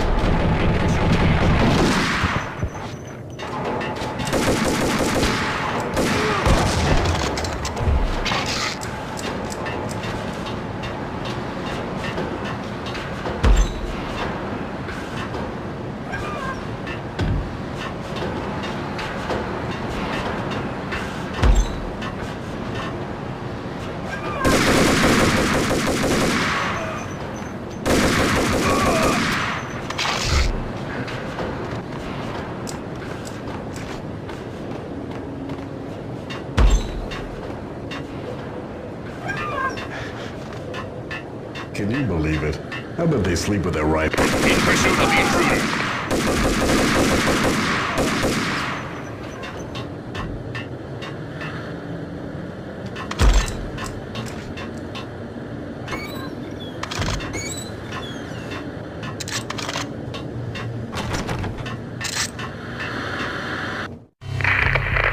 Perimeter breached. The facility has been compromised. Repeat, the Deep Six has been compromised. Initiate Operation Deadeye. The walkie-talkie military lingo could mean only one thing. They were getting ready to destroy the evidence and vanish into the night. I was so close. The hidden truths were just around the corner.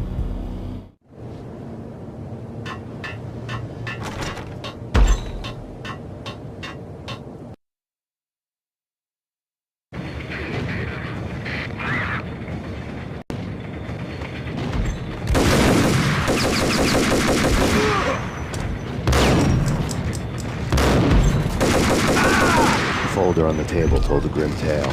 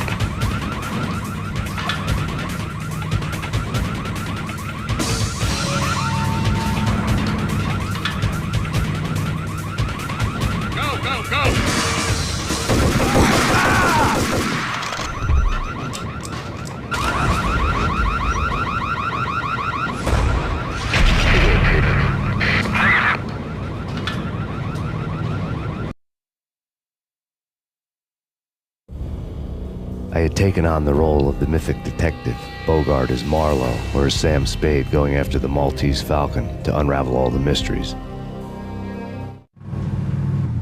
Following a path of clues to that final revelation, even if it would take me down to the cold, cavernous depths of a grave.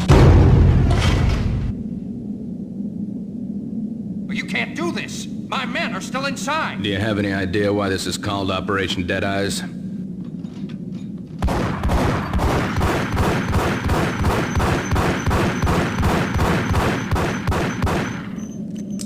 I think he's dead already. Let's do it.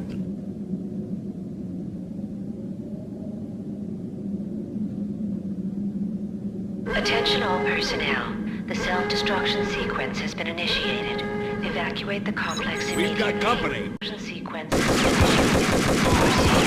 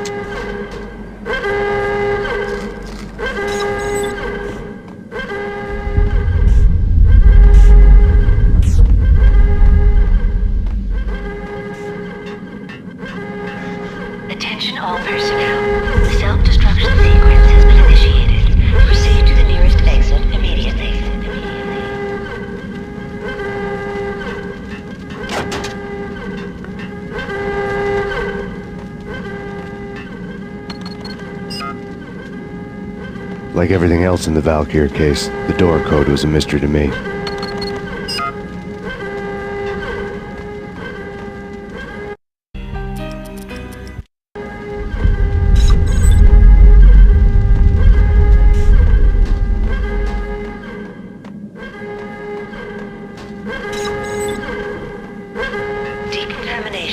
The chemist had been using the workstation when he died.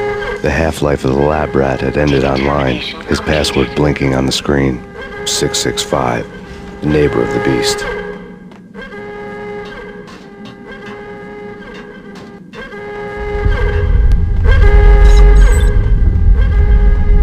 Attention all personnel.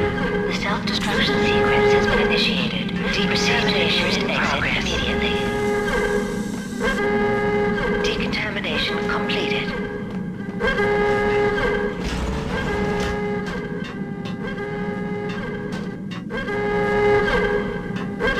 Decontamination in progress. Decontamination completed.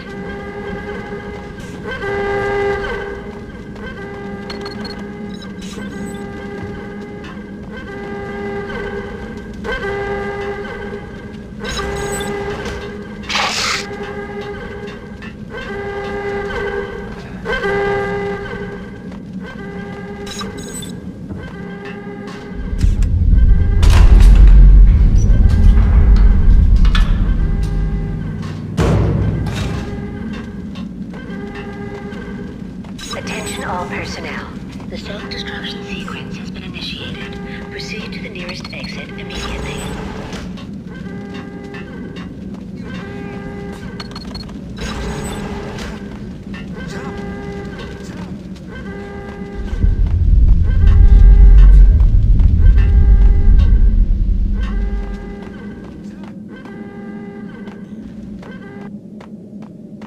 Hey, in here! Hey, get me out of here! I'm innocent. There, let me out.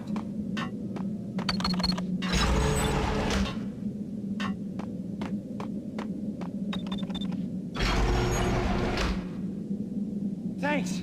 I thought I was gonna die in there for sure. I need you to get me through the decontamination chamber airlock. You're crazy! No way! The place is blowing up, for Christ's sakes! Either that or back to the cell. Your choice. Okay, I'll do it. I'll do it.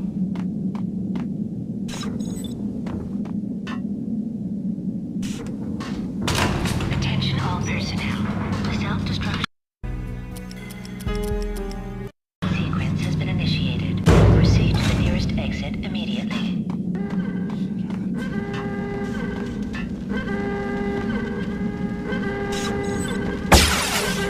We're dead! We're dead! Go, go, go!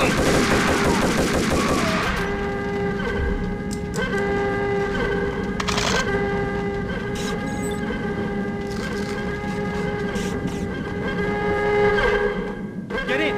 I'll punch you through! Decontamination in progress. Bad. Decontamination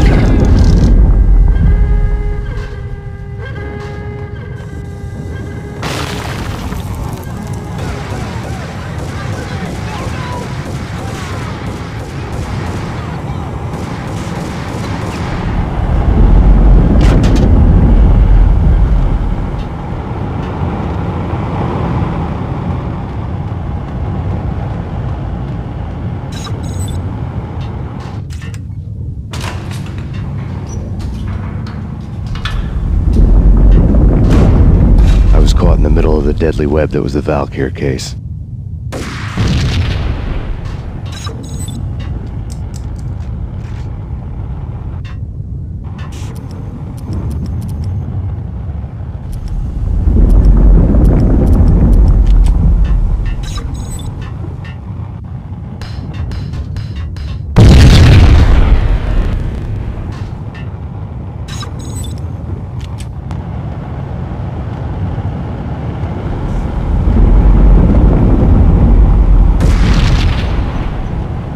One of the lab. Top secret. Project Valhalla. U.S. Army. Yggdrasil Network. Valhalla, the otherworldly place in Norse mythology where the bravest heroes spent their afterlife feasting and fighting forever, their wounds miraculously healed night after night. Valkyr, the maidens who chose the most courageous Viking warriors and carried them to Valhalla. 1991. The research objective is to create a chemical substance to enhance the stamina and morale of infantry troops. 1995. Results unsatisfactory. Project cancelled. Someone had decided to continue the sick experiment unauthorized. Project compromised. Data leak. Fix the damage by any means necessary. Security clearance red. Authorized by the project lead. Field test. Double the dosage for all the remaining test subjects.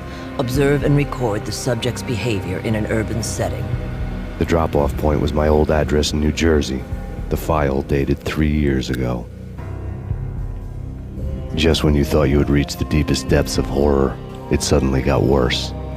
How to turn off that small voice inside your head that started to whisper that you should be glad that now, if not before, your revenge was justifiable on any conceivable moral scale. That small voice proved, beyond any doubt, that I was damned. Terminals had the project logo on this. The dagger-heeled woman had come and gone a long time ago. There was nothing more for me here. The bunker's name was acting as a self-fulfilling prophecy.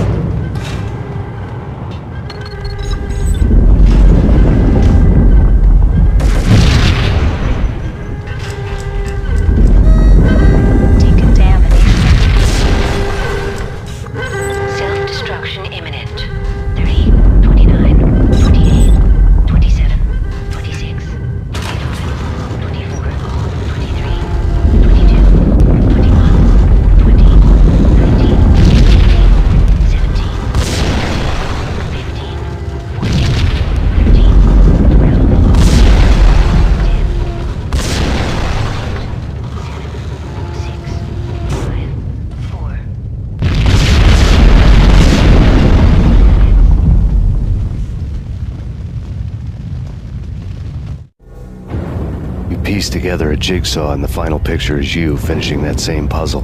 A mad, green-eyed killer standing behind you. An urban legend come true. The Project Valhalla test subjects had been the mad junkies who had murdered my loved ones. The rest was simple body count math. It all pointed to her. Ms. Valkyr. The factory went up in a fiery inferno behind me. All my leads were dead, turned to smoke and dust. I had lost my way. I hadn't slept in a million years.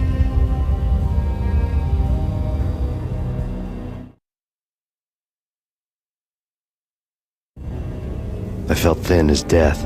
I've been living on an endless supply of week-old donuts. They were fuel for this crazy furnace inside my head. I couldn't remember when I had last seen the sun. I was on a permanent graveyard shift. When the darkness fell, New York City became something else, any old Sinatra song notwithstanding. Bad things happened in the night, on the streets of that other city, Noir York City. I was in an all-night diner, downing cup after cup of coffee that tasted like engine oil, when a new message from BB got me back on the killer track. What the hell happened at Roscoe Street? Maxie, I'm going out on a limb here. We need to talk this through, come up with a plan. 2:30 a.m., the Choir Communications Garage. The more I thought about Alex's murder and the frame-up, the more it felt like an inside job. I should have seen it coming. BB had sold me out, and now he wanted to finish what he'd started. The garage was dead. BB showed up in his tailor-made suit, gold watch, and cufflinks to match, all way beyond a cop's pay. Maxie. Oozing suave charm, he was guilty as hell. What the hell does BB stand for anyway? Backstabbing bastard? Come on, don't be like that. Have a cigar. I don't smoke. Maxie, you have no idea how big this is. It's huge. You have no idea. I think I do. You're a bribe-taking bent cop who sold out his partner. Those mobsters in the subway were a dead giveaway. Hard to miss. Bet it was exactly like this with Alex. Up close and personal. You can't win this one, Max. No, but I can make damn sure none of you do either. BB turned out to be another cardboard cutout bad guy.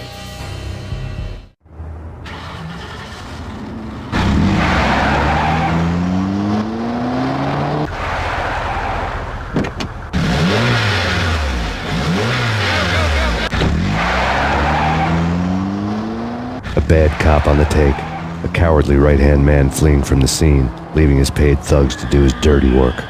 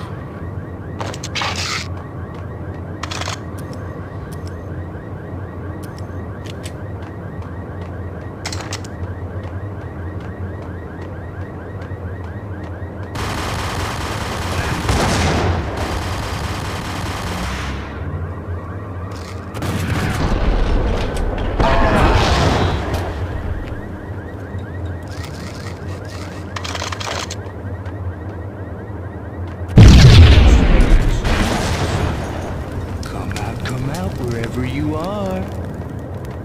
You know, I really hate people who refuse to see the inevitable, refuse to do the smart thing.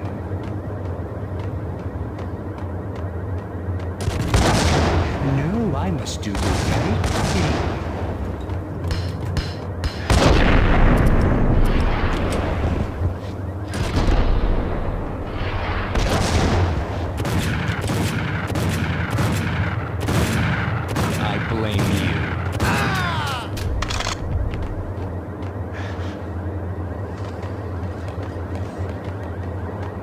The payphone started to ring.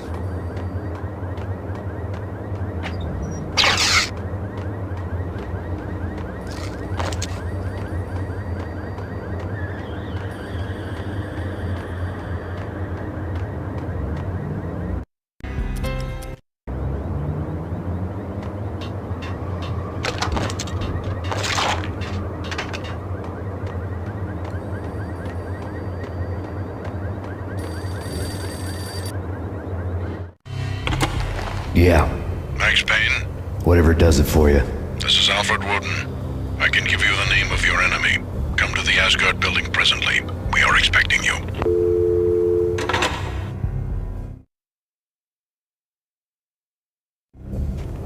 Woden was waiting for me on the steps of the old building. Mr. Payne, let's go inside. The others are anxious to begin. The others? Despite the general misconception, this building actually predates the City Hall by 2 years, thus being the oldest municipal building still in use here at the foot of the Brooklyn Bridge. No kidding. The old man played tour guide as he led me through a dark domed hall. The answers I was after loomed large ahead. Mr. Payne, I would like to introduce you to my colleagues in what we call the Inner Circle. You've been watching too much X-Files. You have seen the files on Project Valhalla. We can fill the gaps, provide you with the information missing from those files. We were all involved in the early stages of the project during the Gulf War. What's the catch? We would very much like to blow this thing wide open, but our hands are tied. Her name is Nicole Horn. She was the key figure in Project Valhalla. When the funding was discontinued, she simply refused to quit. She knew exactly what she had in her hands. Nicole Horn is the president of Acer Corporation. She has more than half the city in her pocket. This must be kept under wraps. If you try to go public with this, we will deny any knowledge. We need you to take her out. Afterwards, we can protect you. Make all the charges go away. That was the cue for the killer suits to kick in the doors and swarm inside.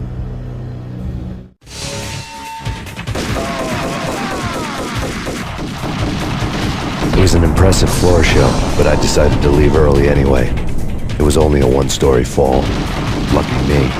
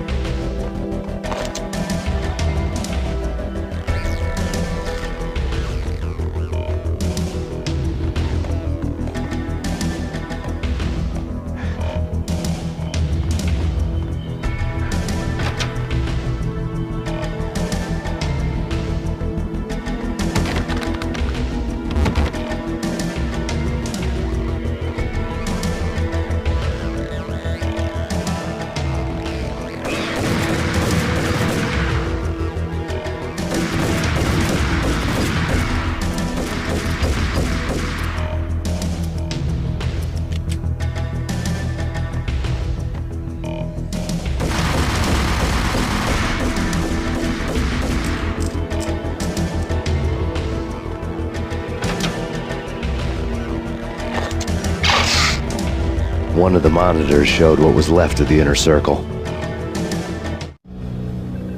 On screen, the so-called corpse of Alfred Woden stood up, miraculously waking from his dirt nap, looking smug among his dead pals. In the land of the blind, the one-eyed man is king. I didn't know how he'd pulled it off, but it was a pretty slick way to get out of all his promises. Most of what he had said fit too well to be a load of crap.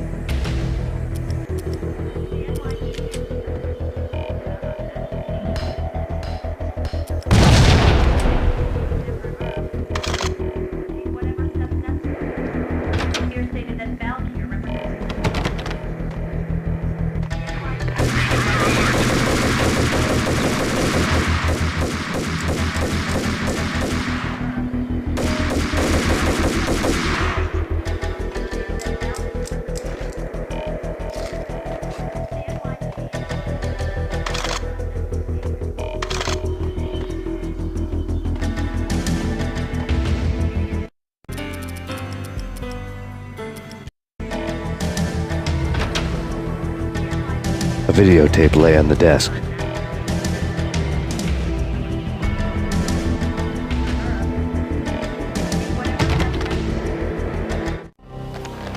Nicole Horn had blackmailed the inner circle into silence. The tape came with a curt extortion note on a piece of expensive paper. I remembered Candy Dawn taping her clients in action on the side, selling the tapes to the highest bidder.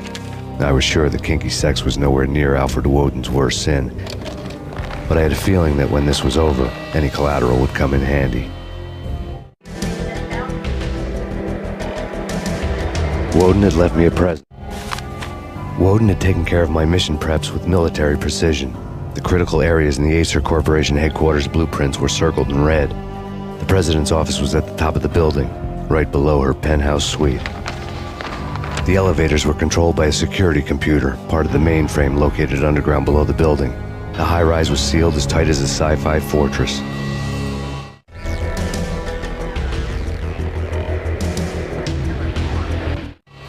Nothing seems to stop Acer Corporation's phenomenal victory march. Incredibly, the stocks are still rocketing. Worried experts already see a danger in the company's success. Some have gone as far as to say that Acer Corporation is about to become an even bigger monopoly than Microsoft ever was.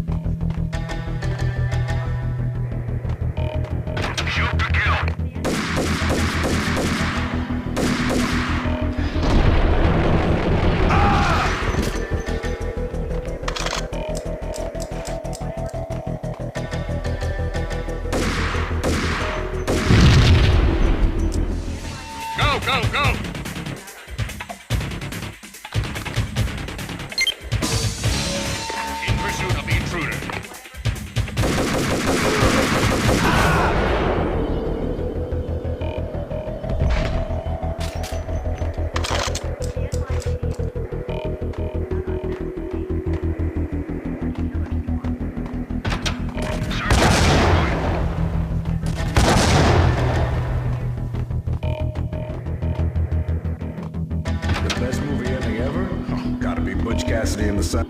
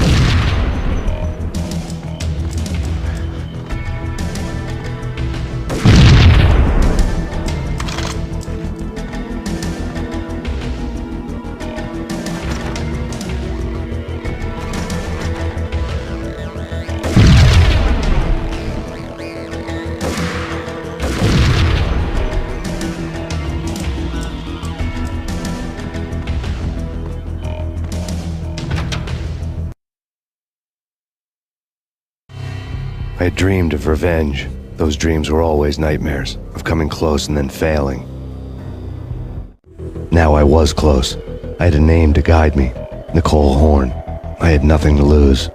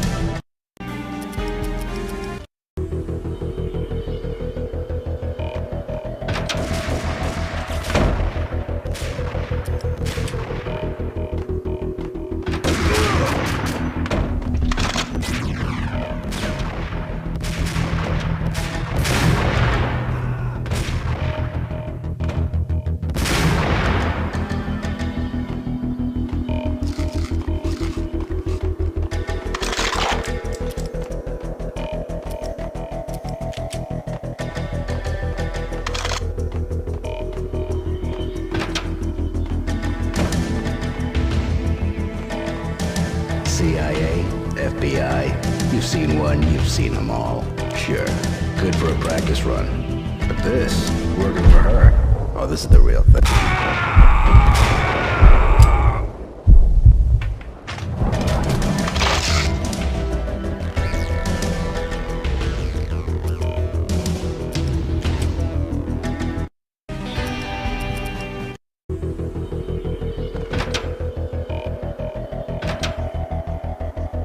Take him down.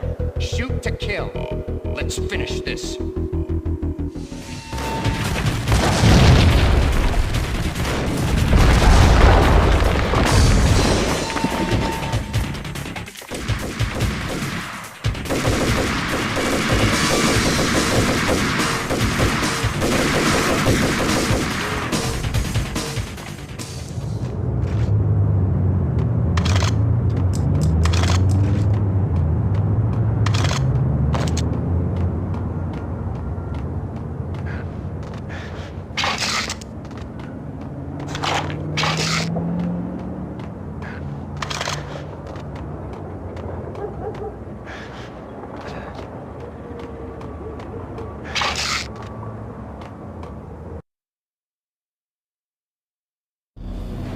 Mine wasn't the most original approach to the problem. It wasn't as if it hadn't all been done before. An eye for an eye, the first principle of revenge. Old as dirt, still going strong. The cardinal rule in going after someone with an intention to kill was not to make it personal, which it almost always ended up being anyway. It did with me. I took my time, cruising around the city in the snow.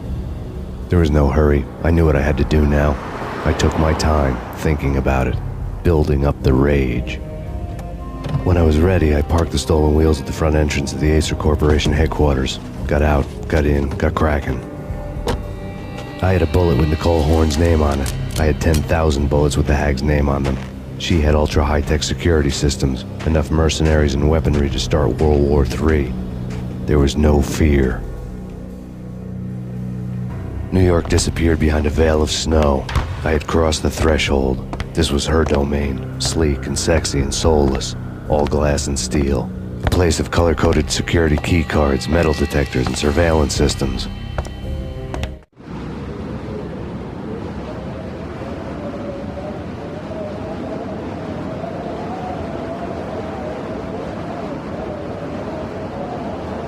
Colder than a walk-in fridge. Cold as a gun.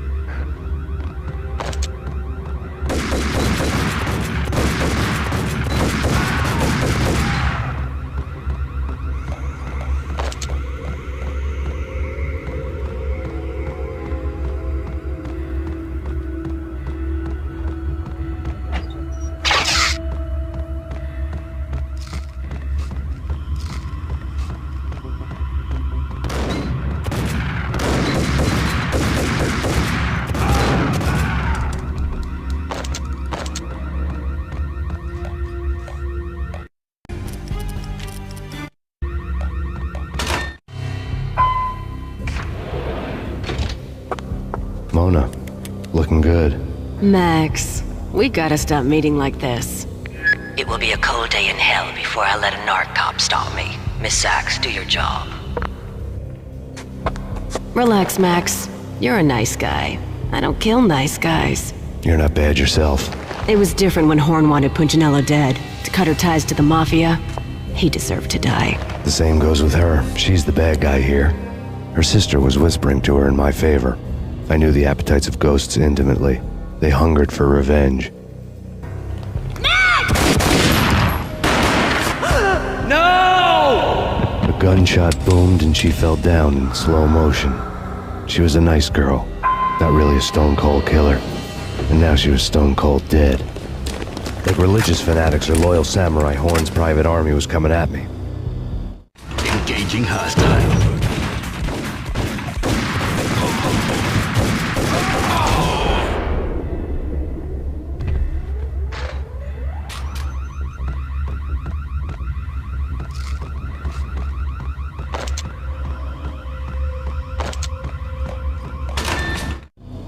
When the elevator came back down, Mona was gone. There was a lot of blood, but no body.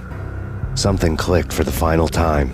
My mind had never been so clear, as if somewhere high above the storm clouds were already gone, cold stars blazing from the black skies.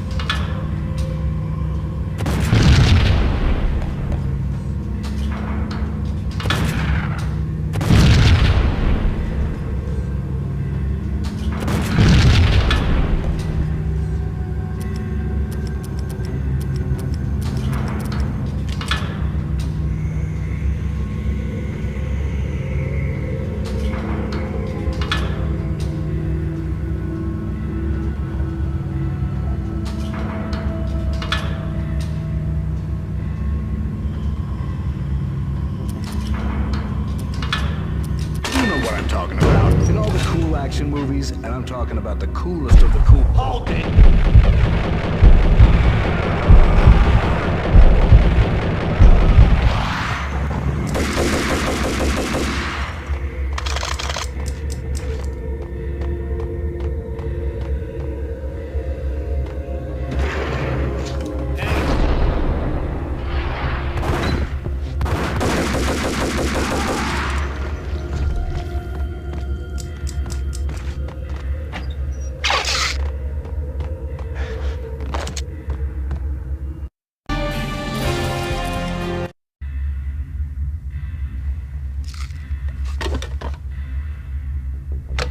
I had elevator access to the mainframe. From there, I'd be able to override the security locks and get to her office.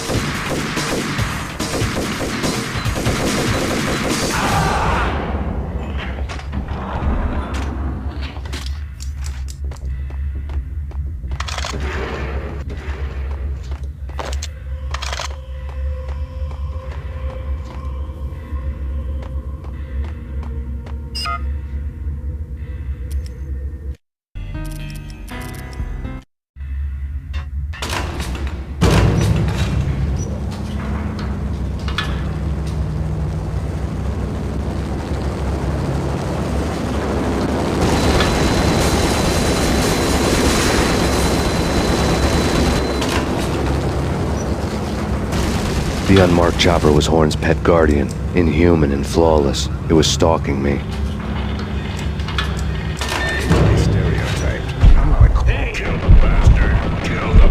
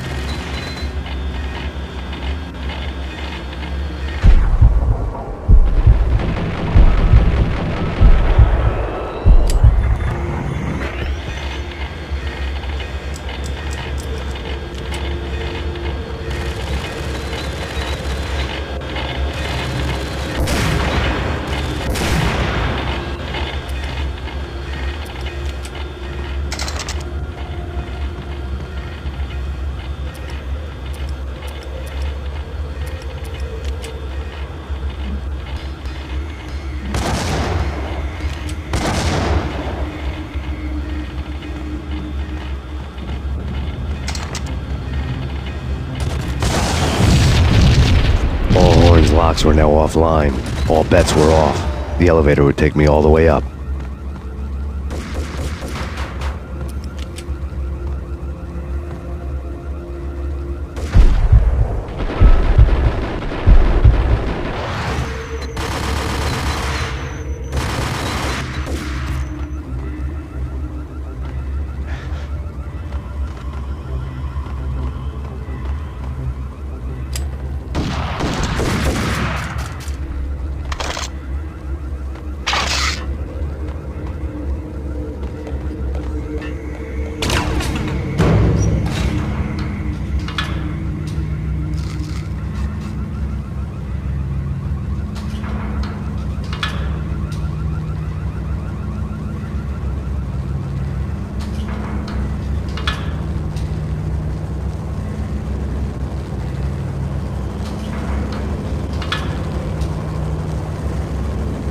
Seen from this height, the night seemed to stretch on to eternity. A hint of desperation had crept into the snowstorm, as if it was trying to get it all out before the end.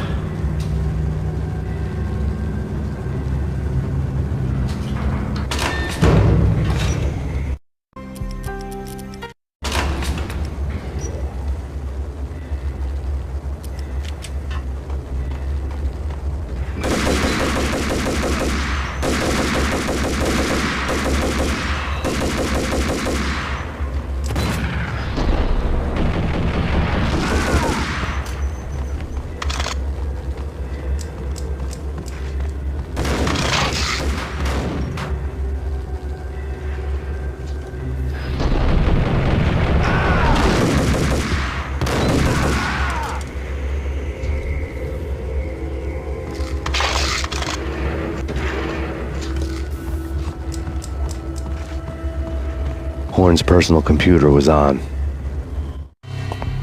Next to the printer was a neat stack of expensive paper. Hacking through Horn's computer would have unearthed files of criminal plans, strategies for world domination, spy helicopter reports, illegal wiretap recordings, internet porno, all of the above. Take your pick. I really didn't care anymore. I had seen too much of it already.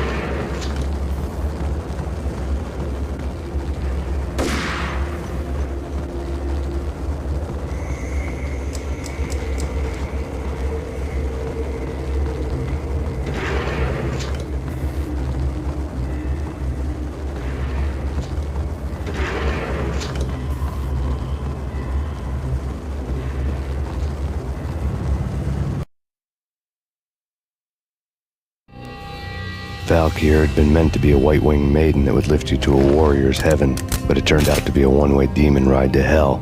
The devil was in the drug. I knew. I had met him.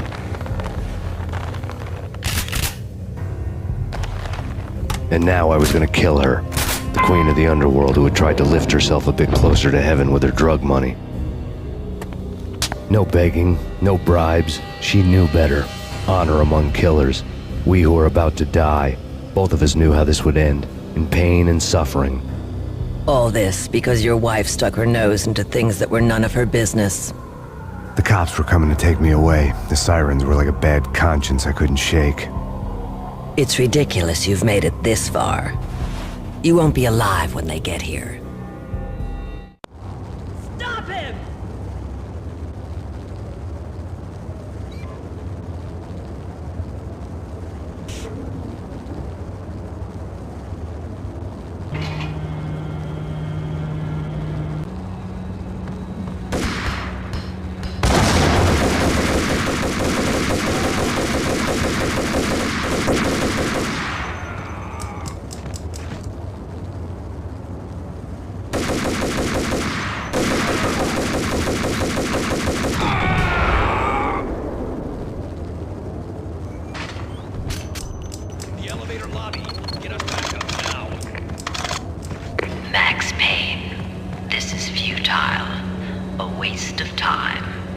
deaths of your wife and daughter were necessary, inevitable. It is done.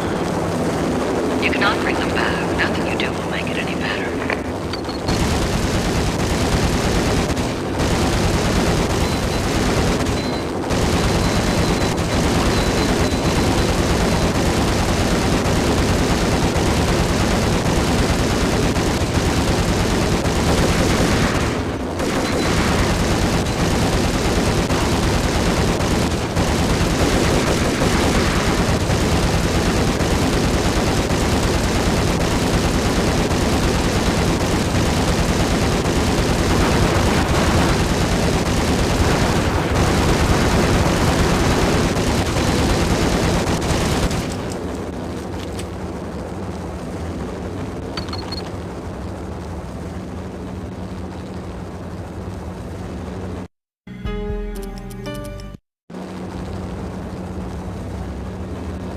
Max Payne, you are fighting a losing battle. You cannot survive this. You will die. Stop fighting. Make it easy for yourself. Accept your fate. You will die here.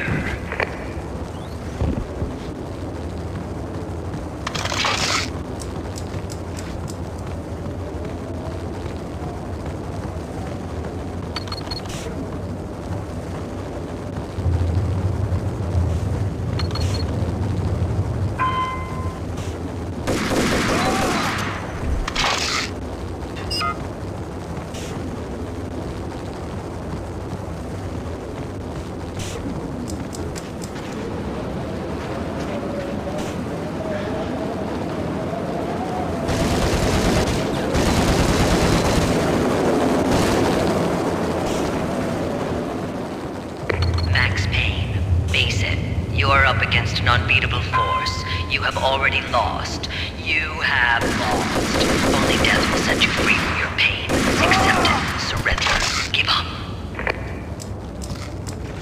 We have him in the North Lounge. Send us assistance.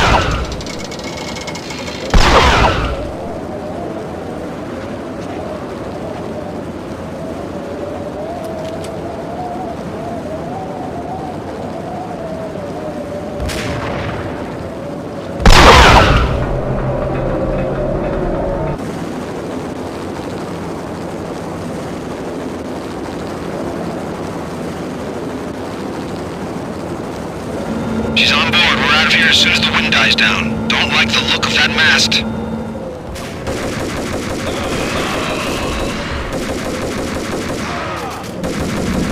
Lift off in 1 minute.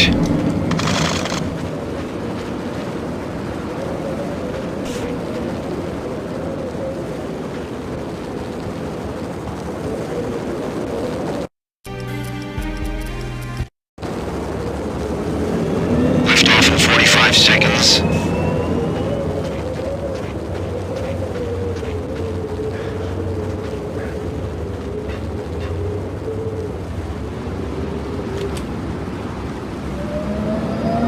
Seconds to lift off.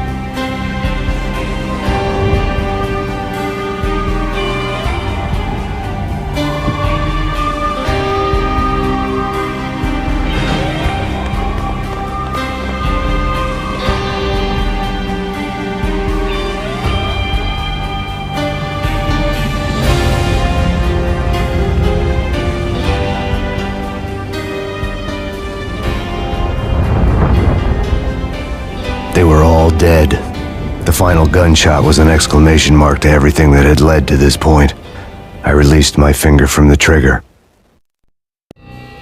And then it was all over. The storm seemed to lose its frenzy. The ragged clouds gave way to the stars above.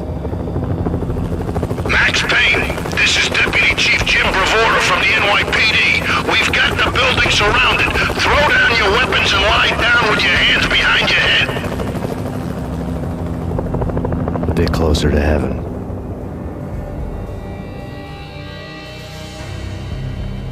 The cops' voices were distant and muted. Freeze! NYPD! Hold it right there! My ghosts released me from their haunting. Down below, New York City glittered like diamonds on black velvet. You gave us one hell of a ride. Take him down to Central Booking. You heard the man. Woden was there in the crowd, standing by the sidelines. It wouldn't be over till the man with the patch would say so. He'd say the right words. I knew he would. He'd better. Woden grinned smugly. It was the grin of a winner. That made two of us.